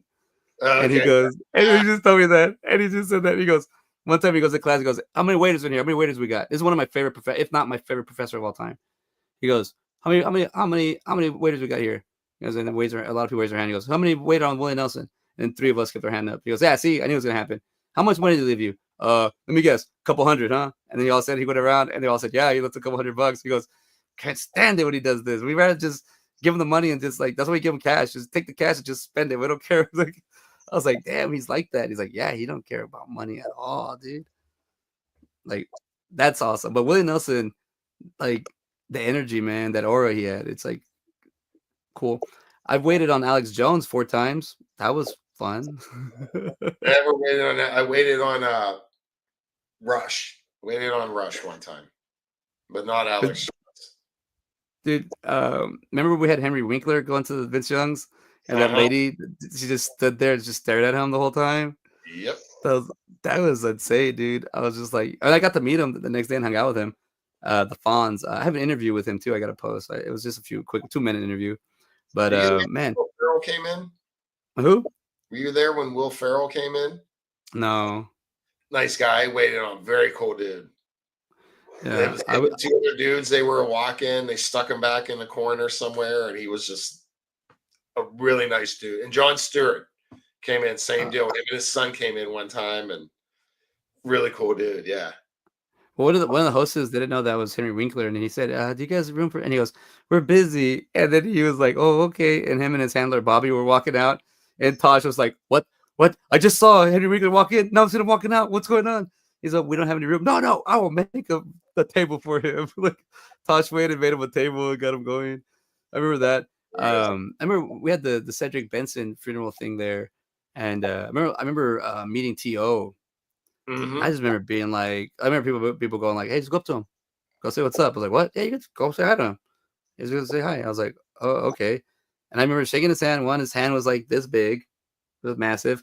But then the fact that he's like six something, 6'6", like 6'4", he's just massively tall and he's athletic. And I'm just like, dude, this is like a god. This is insane that this dude like exists. Like he's just, and then the crazy thing is, it's Vince Young's steakhouse, so it's all dark, and he's wearing sunglasses. I'm just like, I can't even see with nothing. Here he is. I'm like, dude, this dude's like, it's so Mhm. cool. Like, I was like, damn. When my first introduction to VY was actually a pretty nice one. I was going to the restroom. It was like one of my first days. I went to the restroom, and what do you call it? Someone was in the restroom before me. Like they went out just a little bit, and I walked on right behind them, and it's like a big old tall dude in a white suit. And I'm like, that can't be that can't be Vince. That's too coincidence. They say he doesn't really come in here sometimes. He does, he doesn't. And as I'm walking in, as he's walking, I'm looking, I'm like, oh crap, I think that is him. He's tall as hell. And the cool things he did is I'm starting to forget the guy's name. Who was the busser, the older gentleman, Ed or Al? What was his name? Oh, oh, oh. The real nice guy. Yeah, Fred? No, throw his names out. I'll think of it when Yeah. we're off So the show. he When so we're off, he I'll think of it and text you later with it. But I yeah, know I exactly gotta remember. what you're talking about. I He's the got nicest guy in the world. He's super nice, right? Yeah. And he so he was just kind of doing, and Vince went out of his way to like walk up to him. Like I'm behind him, right? So I see everything. He walks up, he shakes his hand, sees how he's doing, check up on him, talked about him, and then he turn aside. He saw Gary, so then he was like, "Oh, it's Gary." So then he kind of sneakingly went up behind Gary and started messing with him. And he put his arm around him, started talking to Gary. I was like, "Oh shit, this dude's like genuine, like he's real." But I always thought that was cool about him. Like I was like, I don't whatever they say about him on TV, like he's actually like a cool guy. But yeah, I just said Gary, and I totally remembered. I found my notes. I gotta go look from. They're in the garage right now, but I was writing a series called Gary the Bread Guy. You remember that? The Gary. It's it's the Gary the Bread Guy show, Oh my and it was God. just Gary was here for yeah. Thanksgiving. He comes every He was year at for your Thanksgiving. dude. I need to see him. That guy. How's he doing? Is he doing well? He's doing good. Gary's exactly the same. Thank you. That's Exactly the same. Yes. dude. I love that guy. Talk Same. football, talk movies. My favorite thing is like he would have a quote or something. Like right now, you said, "Oh, just said Bruce Campbell." Sorry, that's how my brain works. I'd be talking to somebody, and he would just kind of butt in and be like, "1985, there was a Oh movie yeah. that came out." That I was like, "Oh shit, hold on, sorry, I gotta stop your conversation. I gotta talk to Dude, Gary real quick." he's like a walking wealth of information. Yeah. Dude, Yeah, I swear, he's like 65 years old. yeah, but he looks like he's like 40. Actually, he looked at 40, maybe 50. But what do you call it? Compared to these younger way these people are aging, he looks really good. Thank you, right? I know. Yeah, Gary's a trip, man. I'll never forget the first time of meeting him. It was like shortly after I started at the restaurant. And so I went to meet Beth at the Cedar door because she was picking me up. And they have that Okay. like outside seating there. And this is when Tosh smoked and was drinking. This was before he met his wife, who shut all that shit down. So show up. We're sitting there at a table. Beth shows up. So it's Chris, myself, and Beth. Chris goes, I'm gonna go use the bathroom. Does anybody need anything? Leaves. No, we're all good. So I see this dude come walking in, and he's like carrying, the white coat. He's one of those servers that has the white coat. I see this dude. And Beth goes, where do they work? And I'm like, I think they work at Eddie V's or somewhere else. I'm not sure, but we see him all the time walking up, Sand Jack. So like 2 minutes go by, and dude with white coat comes out, literally beelines right to our table and sits down right next to me. And there's like six chairs at the table. Gary, how this is going. And he's like, sits down next to me, and I'm like, we're new to Austin. We've only been here about 4 or 5 months. I'm like, hey man, what's up? How you doing? He's like, oh hey, nice. Hey, how you doing? And proceeds to watch the TV that's on. There's like sports on the TV. And we're like, okay. So Beth and I just start continuing our conversation with each other. Tosh comes back out of the bar, sits down to Gary's right, and is like, "Oh, hey, oh, did you meet our friend Gary?" And we're like, "Actually, no, we didn't meet him." Like because he just like came down and sat down and said hi. We ended up finding out like he went in, saw Chris, and Chris is like, "Oh, those are my friends. Just go. That's where I'm sitting at." And instead of him coming out and introducing himself, he like literally just like Sat down. and started watching TV. It was the funniest shit. And then like 2 months later, he was at the restaurant working, and I'm like, "Oh, hey," and "Oh, I remember. Nice to meet you." Blah blah blah. But it was like, then you get to know Gary, and I'm like, "Oh, that was such a Gary moment. Like that was so Gary." Dude, I got hired, and I think it was like is either the second last time he was a server, or it was like one of the he was waiting tables, and when I got there, he was like, "Good, now you can do it." And I was like, "Okay." Oh yeah, And dude.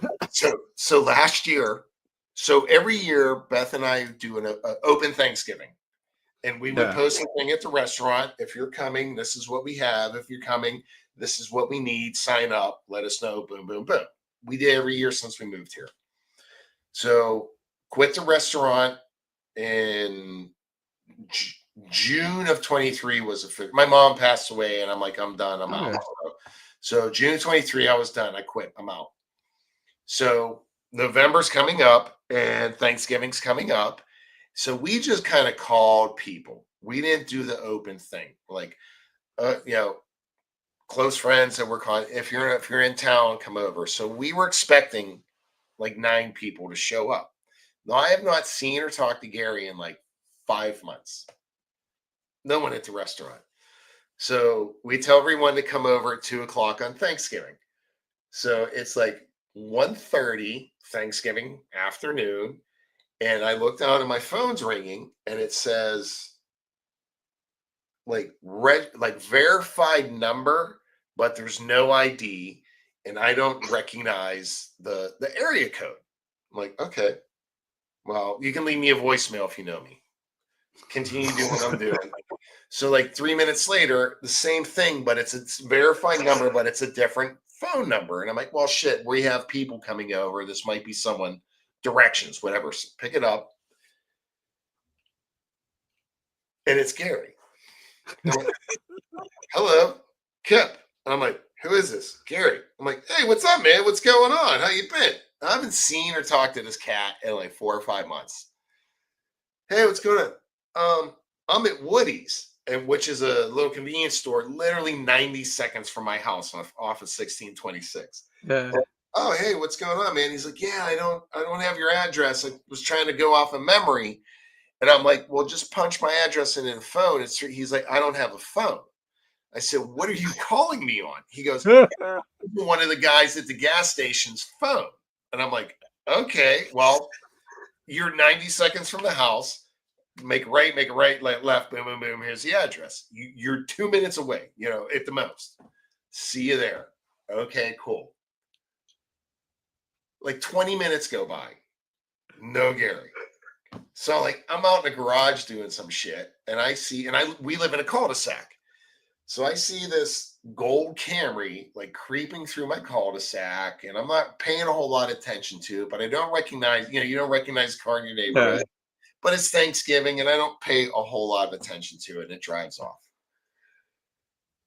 So let me backtrack this. That phone call where I'm going into the kitchen, and Beth goes, who the fuck were you just talking to? And I'm like, you're not even gonna know. She goes, was it Gary? I'm like, it was Gary. She's like, you gotta be fucking kidding me. Oh no. She's like, did you invite him? I'm like, no, but he's been here for like every Thanksgiving for like the last 7 years. He probably just assumed we're having Thanksgiving, Okay. Boom, boom, boom. See the gold car. No. So now it's like we're like 40 minutes from the initial phone calls. Yeah. I get another phone call, verified number. I pick it up. Where are you at? He's like, oh, I'm not sure. I'm looking at this, and I hear a voice in the background. You're on Racetrack Road. I'm like, oh, you're in the neighborhood. You're right around the corner from my house. I fucking tell him to come around the corner. He shows up.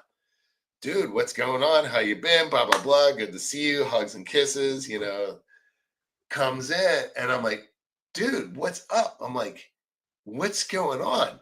He's like, oh, last night I was at a convenience store and I'm pretty sure I set my phone on the counter and I walked out. Because I'm like, oh, okay. I'm like, well, you're old enough to where you had to memorize phone numbers, I'm like, did you memorize, do you have our phone number memorized?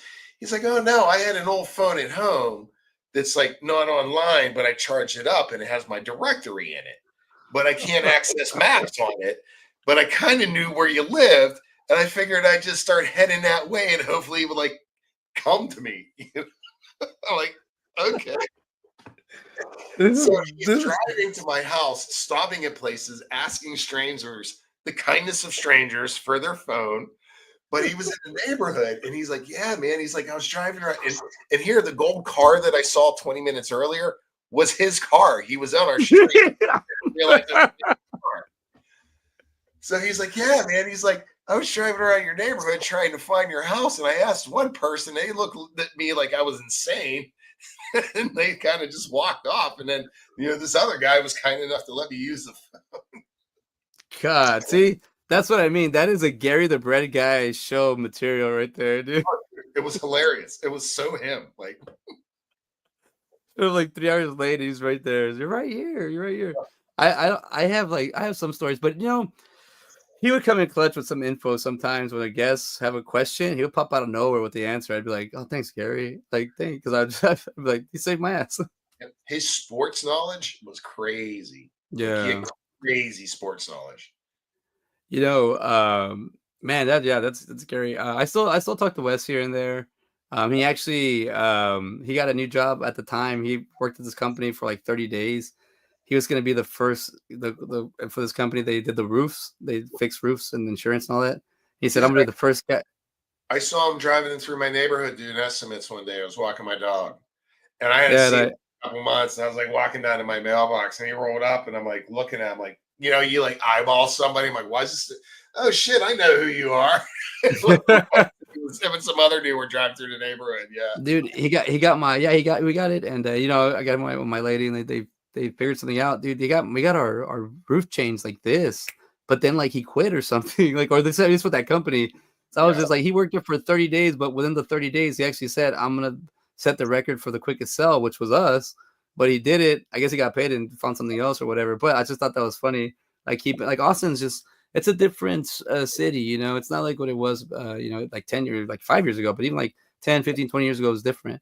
And it's definitely has a city vibe to it now. Like people don't really care about each other, or kind of hard to find the community that you want to be in. And so it's still here. Just you got to find the pockets. And I've noticed that about myself, about who I hang out with and whatnot. I don't want to go too emo, but we've been talking for a minute, and I did want to bring up this topic because I think I want to do something about this, and it's about a former colleague of ours who passed away. Kyle Thornton passed away. But mental health, I think, is very important, and I believe he's lost his struggle with his mental health. So I didn't know him real well, but at least is from the coworker aspect and casual friend aspect. He hit it pretty well. Yeah, from what I dude. He was drinking a lot too, and but I just thought that was personality, man. But he was hard on me. And even from a filmmaker point of view, he was hard on me. He was hard on me on that. He would correct me a lot or make me use my voice. Don't say we, it's a you. He was hard on my ass. And I didn't realize that he was doing me a favor. Yeah. I didn't realize that he was toughening me up for things that for the foreseeable future that I couldn't see.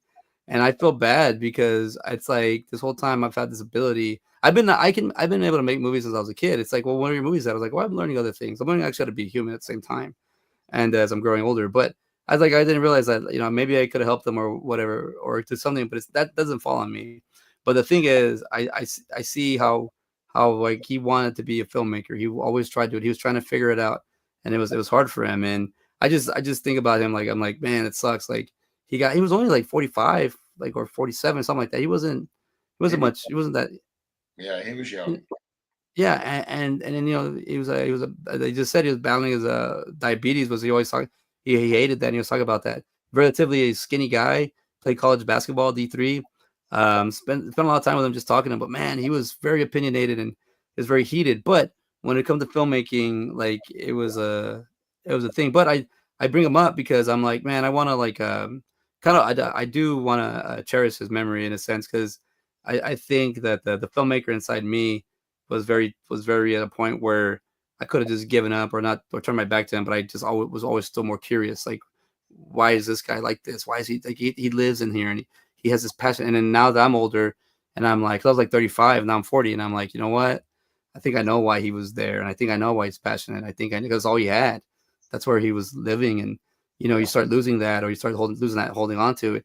And I'm here like, dude, you look around, you look at my stuff, you look at your stuff, and I'm like, dude, I got stuff for days to talk about, and I want to help to inspire other people and try to help them. But I like to do is be an example, and all I can do is be myself. I'm not gonna be the hero or the villain. I'm not gonna just life's gonna come at you.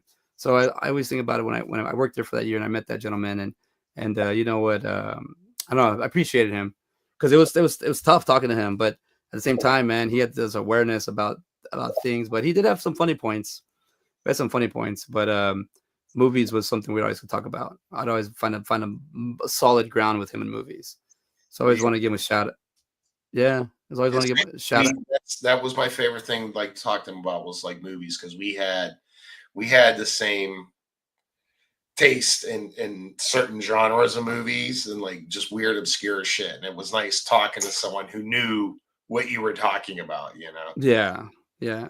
And that's what Mallory too. Like, you're talking about the stories about you and Mallory. It's like Mallory has like those Robert Downey Jr. stories that are fucking cool. Like, Yeah. you know the Coke with him in San Antonio. yeah. Mallory, dude. I love, and it's funny. If you probably tell you tell the stories and you look at Mallory, you're like, yeah, I can totally see that. She's like, dude. But so we first moved here and we did a Oktoberfest party at our rental house, and this was like the first time we invited everyone from the restaurant over. We're like, let's have everyone over, big bonding thing. Mallory shows up in full lederhosen, hat, the whole fucking shit, dude. Shows up in full with the 3-foot feather, like shows up in full lederhosen. We're like, all right, great, perfect. So I make sauerbraten. I do the 3-day sauerbraten. We do a whole big German thing. So it's time for food. People are going inside. Mallory and I are going to sit outside, like, smoke a bowl before we go inside, So we're in the backyard, and we lived in this little ranch house, and next to us was this big, huge 2-story, and it was this lesbian couple who had like a million nieces and nephews, and there was always kids there, So we're sitting there, and we're in our backyard, and sitting there getting ready, adjusting our attitude, and we hear this giggling, and we keep hearing giggling, and he's like, "You hear that, right?" I'm like, "Yeah, I hear that." I'm like, "What the hell is going on?" And he goes, "Look," and we look up in the second floor bedroom window of the house next to us, and we see a camera coming up like in the window at us. And we just look up and we point at it. You see the camera come down real quick, and you hear him laughing up there.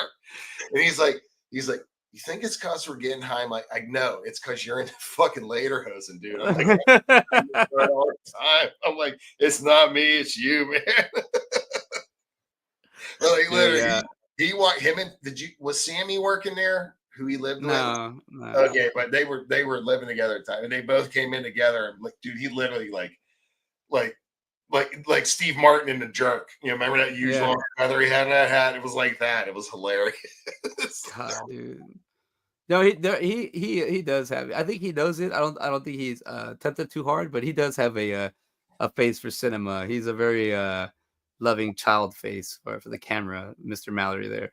This customer one time came in, and he posted it. It's on his Facebook page. So he came in, he's like, "Look at this picture the customer took of me." So do you remember Joey Pants in The Matrix? When he's talking about, if I eat this piece of steak, you mean I'm going to go blah, blah, blah. And this customer's like, "Do you know who you look like?" And had Mallory sit down and take his fork with a piece.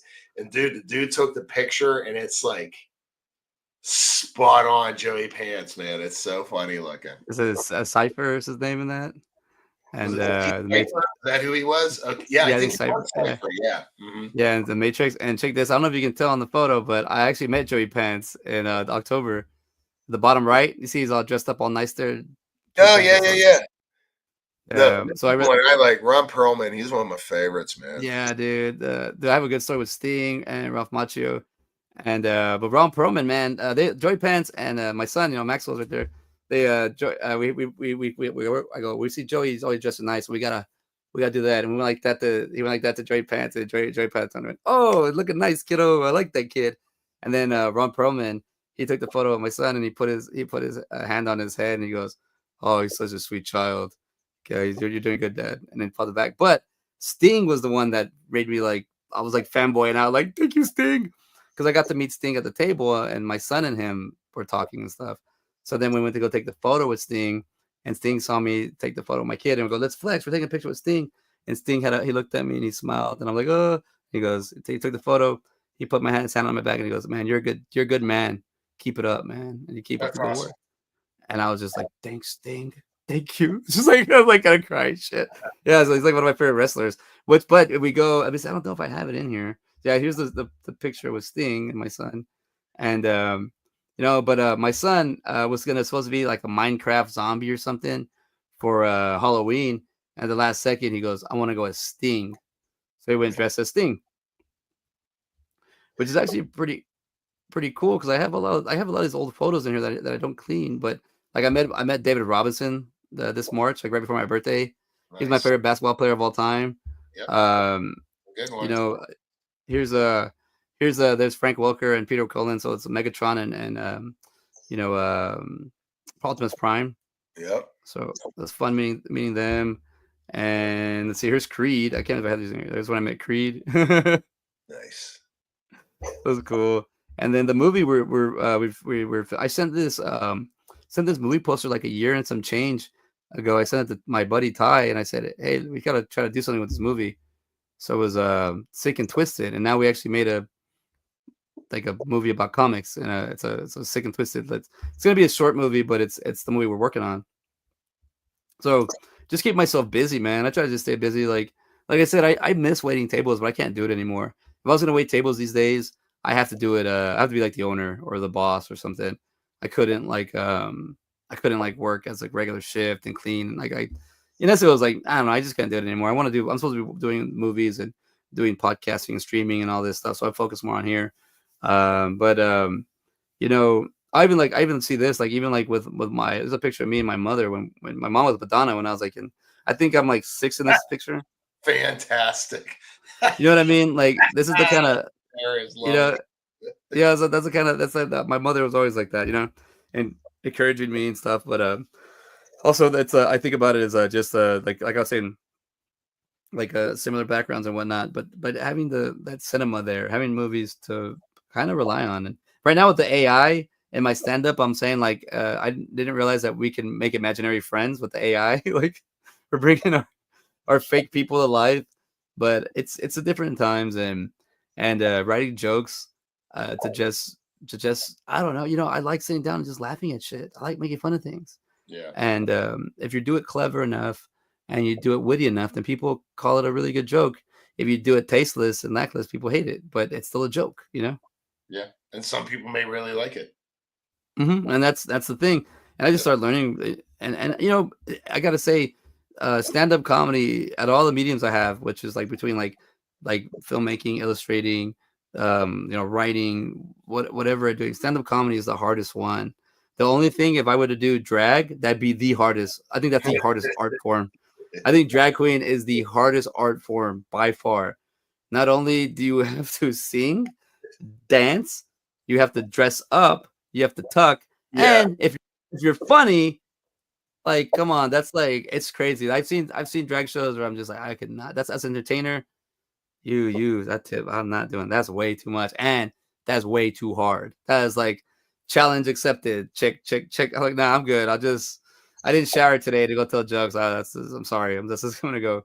Filmmaking, am I in front of the camera? No. And then I'm behind it today. I'm gonna dress like this. Like It's like I find the mediums, but I find the things that were I have to draw the line. Yeah. But I support every drag queen I meet because goddamn, that is hard. That is that Yeah. is a challenge. And I I I'm a big fan. I'm a big fan of drag queens. Big fan of drag. And I'm with you. You're really, really putting yourself out there when you do that.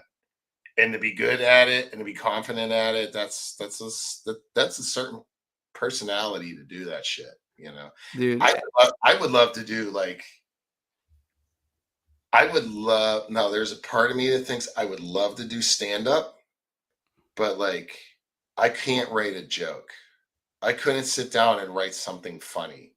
I don't I'm more of like if you say something to me, something smart ass and shitty is probably gonna come out of my mouth. You know what I mean? Like yeah, I would have dude. to I would have to stand up there and wait for somebody to like say something to me to react, to say something. You know, Somebody heckle me. Somebody heckle me. That's a lot of observational humor. I've learned this on my journey. I'll say that they say you can't teach stand up or you can't teach comedy. I'll tell you this much. You can teach stand up. You can teach jokes. You can teach setup and punchline. You can't teach funny. You can't teach that. But the good thing about you can learn to be funny. And how do you learn to be funny? You just around funny people. You do funny things, and it takes time. But I don't think you can learn comedy. I think that's just you have to figure it out. But you could learn stand up. So like out of all like this is the thing about stand up, man. I got some jokes now that are CJ's originals, and one of mine, I'm like I know this is such a stupid joke, but God, it kills so much, and it's just like because this is like it's because it's so true that I put myself with it. I said recently went to my high school reunion. I decided to confront my high school bullies, and it turns out my parents are doing okay.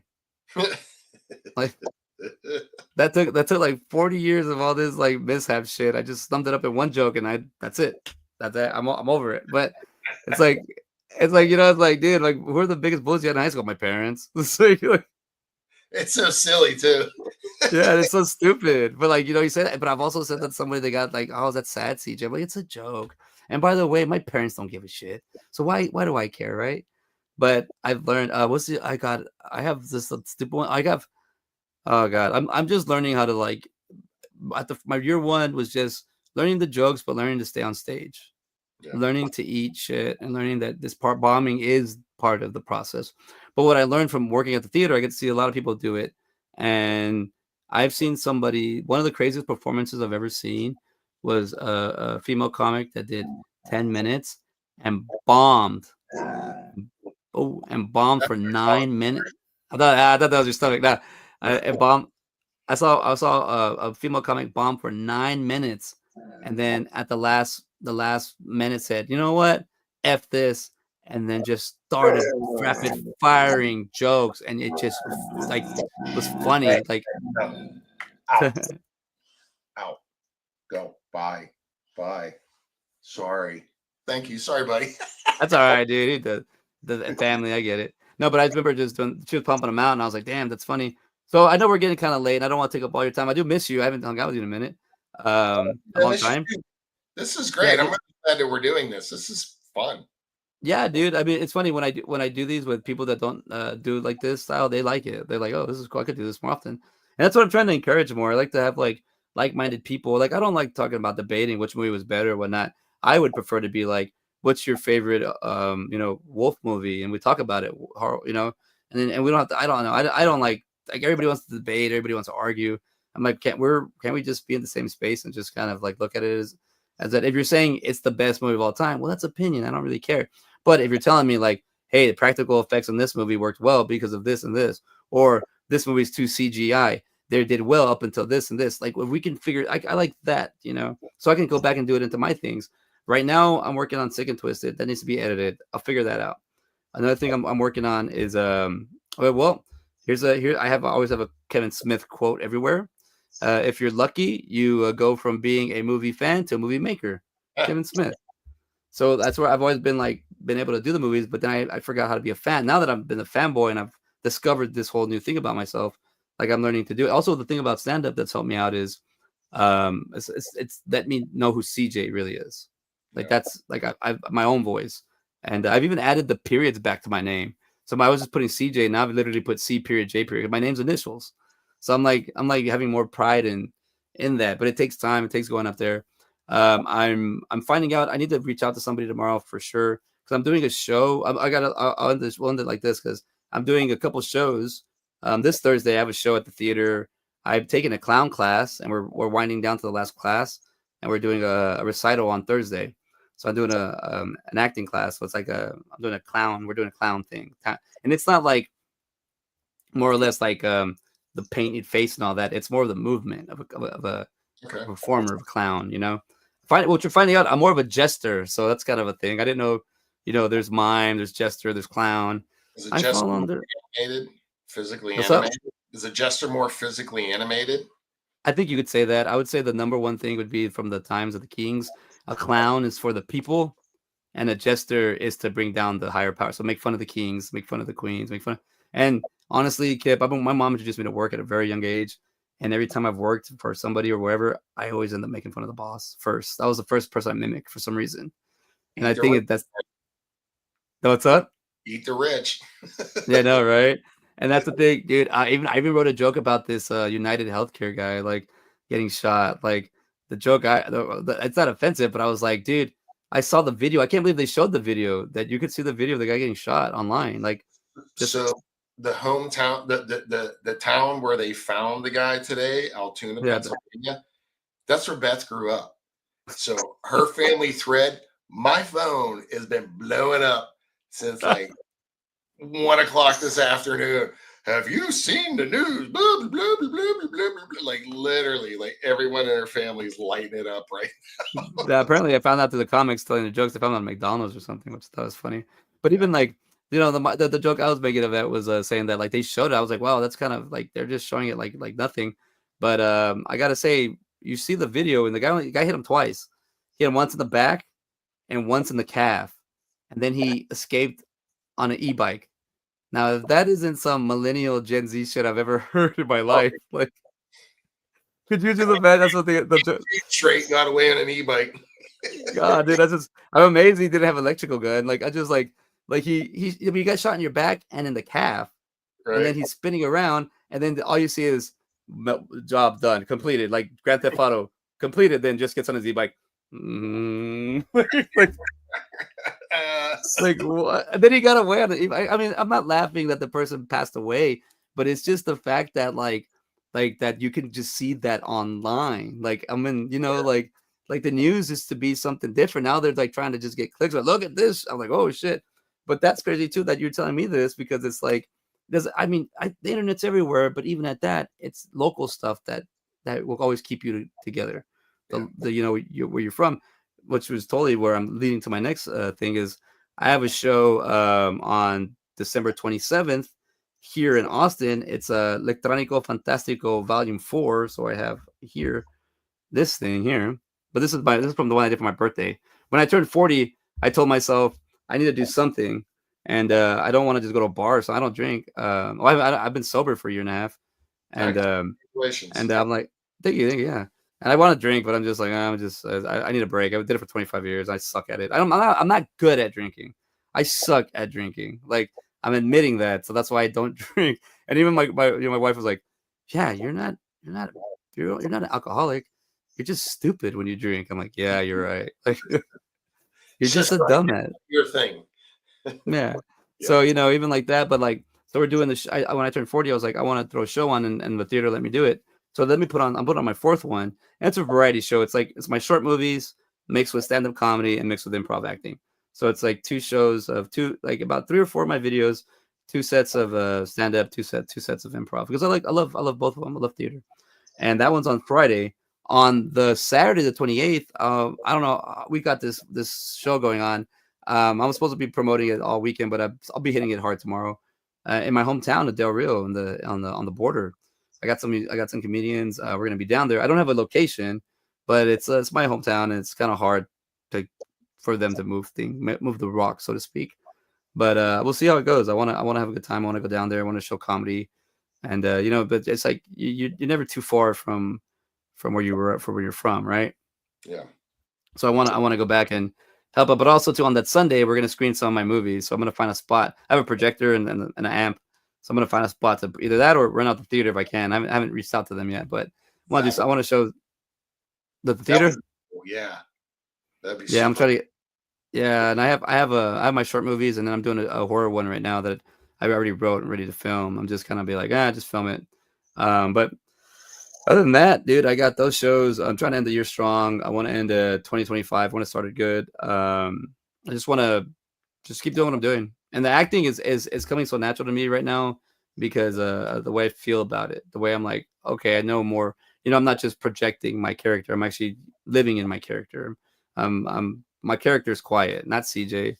Like my character chooses to do this, or now I have to do this. It's like I'm learning to be a different kind of artist. But I'll even say Jim. Jim gave me some great advice when I worked with him. He said, don't be so hard on yourself when you're. He's an actor, performer, and he goes, don't be so hard on yourself because he goes, when you get 40, that's when you get to be a real good actor. That's when all the good actors are or turn 40. And I was like, oh, thanks, Jim. And I was like, when I turned 40, I was like, hey, I'm an actor. I'm proud of this. I like doing this. So Jim's a coworker of ours from Vince Young, and he's always a fun guy to work with. Jim's a trip. is he pissed off? Is he pissed off? We better piss him off. It's not gonna be a good shift. He's not pissed off. Better piss him off. Don't worry, he'll piss himself off. Yeah, no, absolutely, he'll piss himself off. Yes, he'll piss himself off. Just chill. Like I don't know, being observant there's fun, but I have a lot of these. Beth and I go see him and his wife. They do their little duo, the Discount Pills. We go see them probably once or twice a month. Oh, where are they playing at? They play all over. They play all over like South Austin. But yeah, Okay. just look up the Discount Pills. They're Dude, good. yeah, I gotta look them up. I want to go check them out. Also, remember Andrew when I was working there? We had the good old Harold and Kumar thing. Me and him. I think he runs the Sage Brush. I think is what it's called. I saw him like a year and a half ago, and he was like the bar manager or something there. Yep. Yeah. So he told me to go check it out. He's like, come on by. But I'm like, man, I can't. That place is jamming. Yeah, I saw that I think they extended the back or something. It looks like they opened like that little area. It looks it looked a little different. But you know what? Let's end the show with the quote. We'll end the show with the quote because I picked Leslie Nielsen, and we'll do two things with the quote and then the My Manic Media. So the quote is: Doing nothing is very hard to do. You never know when you're finished. Leslie Nielsen. Now, I like having the quote. I like doing motivational things. Now, clearly, I've seen the Naked Gun movies. Those are my thing of Leslie Nielsen. But I've seen other movies he's done. Like the Twilight Zone, Airplane. He's got quite a lot of big characters. He's got I think he had like over 170 roles. But there's a movie he did called Dracula Dead and Loving It. Oh, love it. God, that movie. I think that's a Mel Brooks movie. All the practical effects in that movie are hilarious. Yep. It's like it's like a satire of vampire movies. Yeah. And I gotta say, but seeing him and get older and seeing Leslie still like putting on roles and even his quote, like, it's gotta be hard to do nothing. Find something to do. I don't know, man. I think just those movies were timeless. The Naked Gun movies for sure. What's the other one he did? The murder. What's the one that they made fun of? Fugitive. Wrongfully accused. Wrongfully accused. Yes. That's a good one too, man. I always thought it was stupid when he goes to the convenience store and there's a wanted picture of him. So he gets a marker and he puts on glasses, a hat, eyebrows, and a big nose. And the guy goes, "Hey, wait a minute!" And there's a guy dressed like that there. Like, do you know what I always liked about Leslie Nielsen? And I didn't learn this about him until like later. Is like, so I knew him from Airplane. I knew him mainly from the Naked Gun movies, but then I got to know him as, wow, he was an older actor that did more serious stuff. And I always kind of thought it was cool how he came from this kind of old school 60s, 70s kind of, more serious kind of actor to embracing this campiness, and he embraced it so much and was like, yeah, this is what I do now, and this is why you know who I am, and I'm good at it. And I always thought it was like really cool how he went into that transition and just, like then like that's how most people know Leslie Nielsen, Yeah. who are 70 years older or dead. You know what I mean? Like they Yeah. know like his comedy stuff and not like his more serious stuff earlier. But he just Yeah. embraced it so much and just went with it and jumped into it. That's also like who's the other one? I just thought about him right now. I just forgot because I thought somebody else. It was Leslie Nielsen and also like well, a lot of people like Lloyd Bridges. When he was a Yeah. serious actor and then he went into like the comedy and just stayed there and it killed. I actually I do not like things that are man-made. Anything that is man-made has a 1% chance of error. That's why I'm scared to get on bridges. Bridges are made by people. I hate waiting bridges because I think one day it's that 1% is going to kick in. It's going to break while I'm on it. But I'm not scared of all bridges. I do love, I do love Bow Bridges. That's my favorite bridges. I know you're all about Jeff Bridges and Lloyd. I love Lloyd, but Bo, I love Bo Bridges. I feel like if I was ever gonna get in a fight, he would just come out. Do you remember there's a bunch of Bo Bridges movies where he just comes out and socks somebody?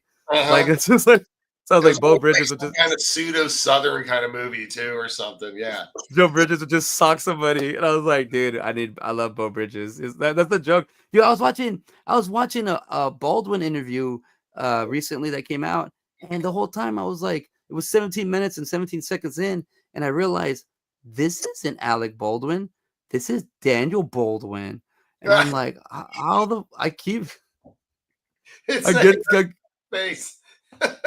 It's like they look. I was like, because I just thought he just looked older, and I was like, oh, he's been stressing out from shooting that person. And I realized I was like, oh shit, no, that's it wasn't until Daniel Baldwin started saying, well, Alec does his thing, Alec is here, and Alec is, and I was like, oh, he's talking to himself in the third person now.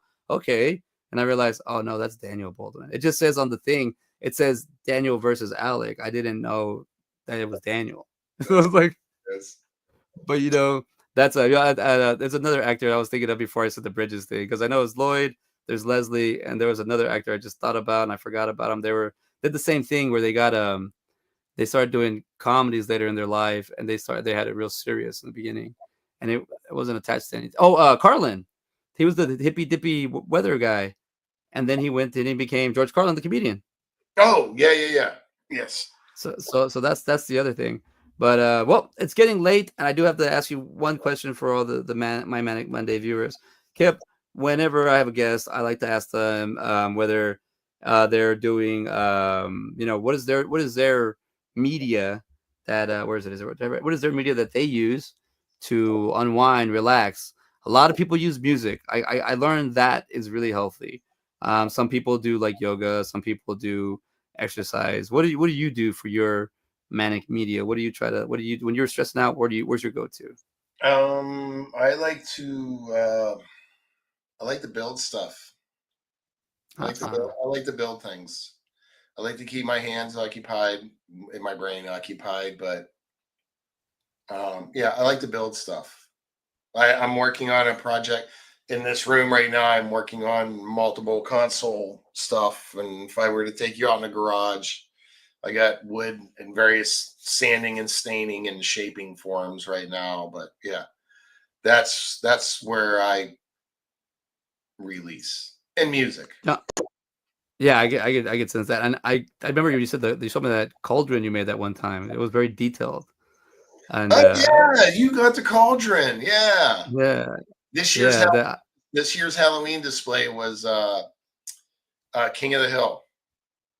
oh, whoa, okay. Well, what was it? What'd you So it do? was basically the guys in the alleyway drinking. Is what Okay. I had. Last year was The Price is Fright, and I built a whole sound stage. I built the Showcase Showdown, and I had a wheel, and I had Oh the wow. whole deal. And then a year before that was um off of Dazed and Confused, and we built a moon tower in our yard. We did the cake Oh, badass. did the cake party. Then we did the cake party at the end of the movie, and Beth built a 15-foot moon tower in our front yard, and yeah, it was pretty cool. That's right. You got the cauldron. I forgot about that. That looked beautiful. Did you do that Adam Goldberg That fight? thing took me like 2 weeks to build, man. Hey, you were showing like that's what I mean. That's what I'm saying. Like working there with you because that place felt like very professional, where people were just kind of like going to do their job. But you were like, hey, look at this, and like I started seeing the progress. I was like, holy shit! Like it wasn't until I think you painted it when I was like, oh, you're really detailing this thing. Like you're putting like cracks, you're putting like spots, you're like making it look legit. And I was like, holy shit, that's I cool. should Yeah, so that's. I should have been in stage crew when I was in school. I mean, it's never too late. It's never too Yeah. late. But people still need sets. I know I'll find money and you'll build a set for me. Because it's like I think what do you call it, movies? You could always go back to that. There's always somebody who wants to be taken to that spot. You know, Yeah. CGI can only go so far, man. I'm always a blank. I prefer to have practical effects. I would prefer to make the gingerbread house instead of just digitally making it. I'd rather like Let me go off track yeah. here. Do you think AI is going to hurt actors? It's gonna hurt Hollywood in the sense that they can't give us bullshit too much. I think AI is gonna not go anywhere, but I think it's gonna die down a little bit. Certain things. I think it's just gonna because I use AI a lot, and I end up not using what I make, but it does inspire me to make my own thing. I think there's hamburger joints everywhere. I think there's places anybody can get a hamburger. Do you want to get a hamburger from McDonald's? Yeah, corporate. That's an AI. You're gonna you want to are you gonna is you get like corporate companies exist. You're gonna have corporate AI companies. Yeah, they might have some of them. You're gonna see like a lot of the stupid commercials have them, but quality rises to the top. And I'm not intimidated because I can think for myself. The AI needs to be programmed. The AI needs things to be told. I'm not scared of that.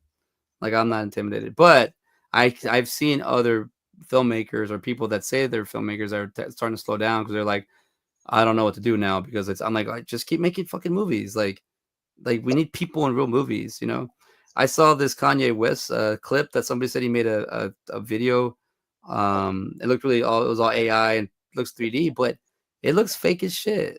You know, like they're cool and gnarly. What we're going through, Kip, is we still have this video thing that's kind of taking our focus, like here. So it's like we're watching a bunch of Liquid MTV video clips, Yeah. and it's short term memory, but our brain really doesn't want this. So that's why we see the freaking dead brain. That's why because once you realize I need to get out of this, then you start learning where I need to focus on a movie. I need to like books. People would brag about reading books back in the day, right? Now they're like, I could watch a 4 hour movie. Can you? It's like, well, no, I can't. Like it's things like that are gonna be the. So you just still make them. But AI to me, I like AI. Like I said, it's imaginary character for me. I use AI to just shoot the shit. I use AI to like have a conversation with myself and not have like I'll use the AI because I even gave it a name. My AI is called Carter, and it's named Carter after two people. One, Vince Carter, one of my favorite basketball players of all time, just the human highlight reel. I love that guy. I wore 15, still in my rec league because of Carter. And two, in Jurassic Park 2, The Lost World, there's a character in the movie. He's actually Hispanic. He's Mexican. His name's Carter. He's the guy that when the dude gets killed by the little ones, not the gallimimuses, they eat that guy up. He's The yelling little, out, yeah. yeah, he's yelling out, Carter, Carter, and he's listening to the Mexican music. That's the name I got because I was like, I need someone to blame when all this shit goes to. So I'm independent. I'm by myself, so I need to blame Carter. Like who wrote this shit? Carter did. I was me, you know. But if I were to let Carter to write a story, they're like they're shit. Yeah. They're like the AI. I mean, it's also, dude, it's also like comedy. Like I could have Carter write me a full comedy set and it makes sense, but it won't work if I can't tell the jokes right. It Yeah. won't work, you know? And the thing about it is like you can't bullshit the stage. You can't bullshit people to so much to extent. Like they're gonna want to see the live performances. They're gonna want to be like because the CGI can only take so much. And you'll start seeing it in the way you interact and the people you're around. And you might be like, maybe I'm in here too long. But also too, the algorithm tells you, hey, you've been watching TV, your phone too much. Look at these ADD video clips. Look what happens. Or hey, your mental health. It'll start telling you your phone because I keep everything very basic. So if I have all the basic stuff, it's got to be somebody that's paying or somebody that's on it more. It's got to be heading them too. Or maybe it doesn't do it. I don't know. But I've also took so many classes in coding. I've taken classes with software. I've been editing classes, Adobe, all this stuff. You just start to see it so much. You start to recognize patterns, and you start to see where I'm not. Like, I think if you were to tell us, like, sit down and write your best AI story, yeah, in the classroom, that would probably work. But to sell it, it's hard. It's hard to be like a complete artist these days. So I'm not intimidated. I'm not. I'm more intimidated by people that don't understand what good humor is and prefer to just get stuck in like Beavis and Butthead is not that. Anything that's not there's meaning to all that stuff. Adult Swim has meaning, but there is just some stuff that you see. I guess that my kid, I have to like tell him, no, you can't watch this, because literally when my kid was like 2 or 3, I had to change some channels because he would see some videos on YouTube where it'd just be like, well, they're friendly, but they're a bunch of like people that aren't even speaking English. They're just going in there going ba ba ba ba ba ba, and the parents are being exaggerated and all that stuff. And then he starts acting it out, and then he was like, "Why are you guys not acting like that?" I'm like, "Well, that's fake." So you don't have to tell them like this is fake. And I think, but I think people can get caught up in that little like you're not processing a lot of information. It's all short. So the long story, the long answer that I totally pissed everybody off about is I'm not scared, but I think it's how you parent. I think it's how you consume it. I think it's how you take it in. I think it's all that. What do you think? Are you into like AI content or No, material? honestly, man, I've never used it in any form. I'm really, really analog. The most that I know of AI is through Beth using it for things at work, honestly, but I've never used it. I've never interacted with AI on other than TikTok. I've never Yeah. interacted with AI on any level whatsoever. I just am curious, like, I see, stuff that everybody else sees, I guess, and I'm just kind of curious as digital entertainment, is this going to affect, do we need Brad Pitt anymore? Do we need Robert De Niro anymore? Or if Robert De Niro dies because he's 80 some years old or whatever, do we still get Robert De Niro 10 years down the road in a new movie? You know what I mean? Like, that's what I'm I, like. That's kind of why I was asking you that. Like, is that going to replace the field that you're in? Because I, it can be replicated. Just to check this out, I've thought about this a lot because I've also said that I offended a cousin one time because I said, what's kind of crazy? I said this like 5 years ago. I go, what's crazy in the future? If you want Tom Hanks in your movie, you could put him in your movie. And all my cousin could think was like, ew, he was on Jeff Epstein's flight log. I was like, dude, I'm trying to have a conversation with you. But the thing I'm saying is that's kind of like no one was really thinking about it like that. But now I see it as like, yes, if I wanted, let's say Cape Fear, Robert De Niro. Let's say I wanted that villain, that Robert De Niro in a movie I'm making right now. Let's say I wanted him sick and twisted. The only problem is like the generation has passed. So you really have to know who Robert De Niro is from Cape Fear of 1991 or whatever, 92.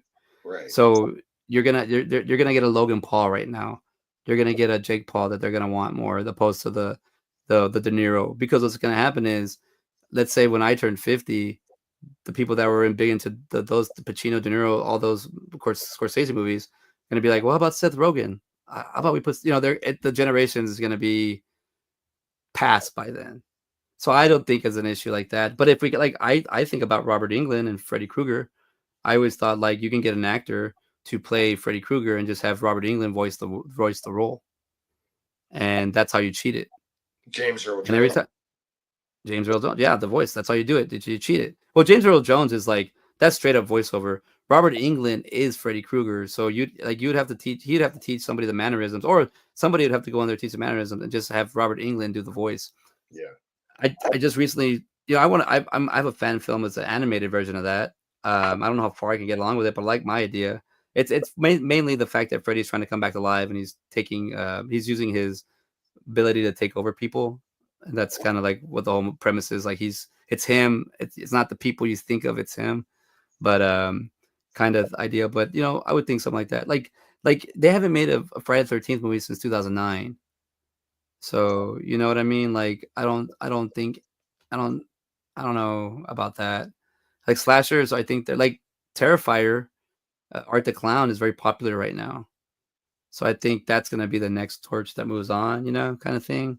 Yeah. I don't know, man. I'm not. It just depends on the people that want it because it's all about the consumer. Who's gonna want to watch what they want? Like I'm more pissed off that they want Channing Tatum as Gambit feature movie, and I'm like, hell no. Like he's like Gambit's an iconic character. Leave like He was good for that little bit. Like it was funny, his little bit there, dude. That Deadpool Wolverine movie is fantastic. yeah, that's good. I don't care what you say, it is absolutely what it should be on every level. Like every level, it's fantastic. Um, but yeah, he shouldn't be the feature Gambit. I don't know who should. Honestly, I want to say Timothy Oliphant, but he might be too old. Like, Yeah, dude, I love that guy. He's great, man. dude. I saw the girl next door. He's in it. The Crazies. He's a great actor. I want to see. I want to say. Yeah, I want to say he's underrated a lot. Like I want to say he's underrated a lot. He's always in something. Something I really liked that cat in was the Santa Clarita Diet because it's comedic, and he's like really good in that role because he's kind of that like beach bum kind of goofball dude. Yeah, dude, I've heard about that. I was supposed to watch that show. April watched it. I didn't watch it.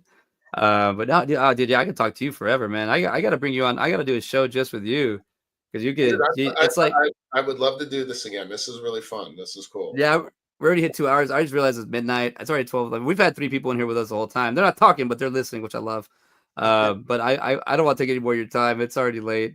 What do you call it? But no, there's as I see these photos that I have, because I'm probably gonna clear them out. But I like sharing it with you and being like it shows me that I'm active. But I'll share. This is the craziest thing about I keep thinking about is through all my addictions and all of the stuff that I was down on and I had to turn everything around. This little damn thing that I earned back in high school, I still have it up here. It's right there actually. It's this Broadcasting Student of the Year award that I won. As it was, let's say May 25th, 2003. This pristine award, it survived all the bad shit that I went through, and it's always a reminder like you should be doing media or movies or something in here. Don't. It's I did all the other stuff I knew I didn't want to do just so I can say I didn't do it or whatever. I was challenging myself, but now I feel more comfortable doing what I need to be doing. Um, it's a slow burn for me, but the stand up is just I'm not. It's not a phase. It's something I'm doing. So I just it takes forever to get good at it though. So that's why I'm like, don't expect me to be all freaking good on the first year. It takes forever. But at the same time, don't expect me to hide. I wanted people to know that I'm doing it. Just don't, Um, just don't be Dane Cook. oh man, that's where I have to. Where do you think? In the 2000s, I need to hang out with somebody. I was actually gonna go to the Dane Cook concert that he had, the Torgasm or Flavor. I forgot. I think it was called Torgasm. He just had, and or I forgot what it's called. But he was here in Austin, and I was gonna go and I was gonna do the meet and greet, but I decided to save the money for another project, and I'm so pissed off. But I'm a Dane Cook fan. But you're right. No, I like Yeah, he just gets a lot of shit. what's it? This one, the super, Yeah, the super. yeah. No, he does. He gives a lot of shit, but it's comedy, man. And even me, like being in the little open mic scene, you get shit just for being there, So it is what it is. Comedians or stand-up comedians in general, the stereotypes of them being insecure, being they're just frail. That's true. It's like like most of them do it because it's a defense. I get it. I understand. I get why you would want to do it, but it's crazy when you have a lot of people like that in one area. It's like, oh, you're no longer frail. You're this, and I'm just like, man, I thought I was gonna be one psychopath in here. There's a bunch of psychopaths here. Like oh god, there's a lot of us. I thought it was gonna be me and a few other ones, but no. I've also when I did a roast a show in October, and that's where the audience gets to roast you just basically off your looks and your material, and they basically dubbed me the Austin Killer, and I was like, that's hilarious. that's hilarious, dude. But the kicker to all this is I've been writing an Austin Killer story, so I was like, you sons of bitches, you know what's on my mind, and I didn't even talk about it. It's like, but that I also get without like the. your window, CJ, we can see right I through. know, God, I can't. I know that's why I need to be into all this filmmaking stuff so I could you can see where I'm going with it. But I'll look. Here's the Bruce Campbell interview I have online. That's when I met him, and then Nice. I did a movie last year with Robbie Lopez, which I'm doing another movie this year, 2025 with him. I did the Creators. We did a fan film. I have the link. I have to share this with everybody. I want everybody to, or I gotta buy it, but I have to. I'm gonna get a DVD on this. I want to stream it. It's fun, dude. But I do, like I said, I like doing this. I'm trying to bring back a Blockbuster in my on my own, but this guy, like, everybody loves Blockbuster, so everybody wants it back. So I'm trying to find a way of doing a media online video store, which I've been talking about for a long time. Slowly working on it. It just takes time, but whatever. Cool. Yeah, just got my shows coming up. But yeah. Well, Kip, I want to say thank you for sharing time with me, and thank you for catching up. I'm just gonna end the show right here. It's gonna end the feed, but we'll still be in the room together. Gotcha. Yeah, but well, you got anything you want to say out there to the My Manic Maniacs? This was great. Thanks for having me, buddy. It was really good to talk to you personally, and it's really good to kind of talk to a like-minded person, you know. Yeah, and that and to say that I'm like, you know what? You're in the same city as I do. I need to hang out with you guys more, so we could try to figure out something where we just hang out once in a while. Maybe watch a movie or something, talk about movies or some shit. I don't know. It's like I said, Austin's changed, but there's still people here. You just gotta go plan it out. You got to find them. All right, well, everybody, that's my buddy Kip. I'm gonna end the show. Thank you for coming by. My Manic Mondays. Don't forget, I got shows coming up, so look forward to a couple shows here in Austin. One on December 27th, and then one in Del Rio, Texas, on December 28th, and then a screening of some of my movies on December 29th. But we'll talk about that in a later post. So thank you, everybody. Y'all have a good night. I am ending the feed. Adios.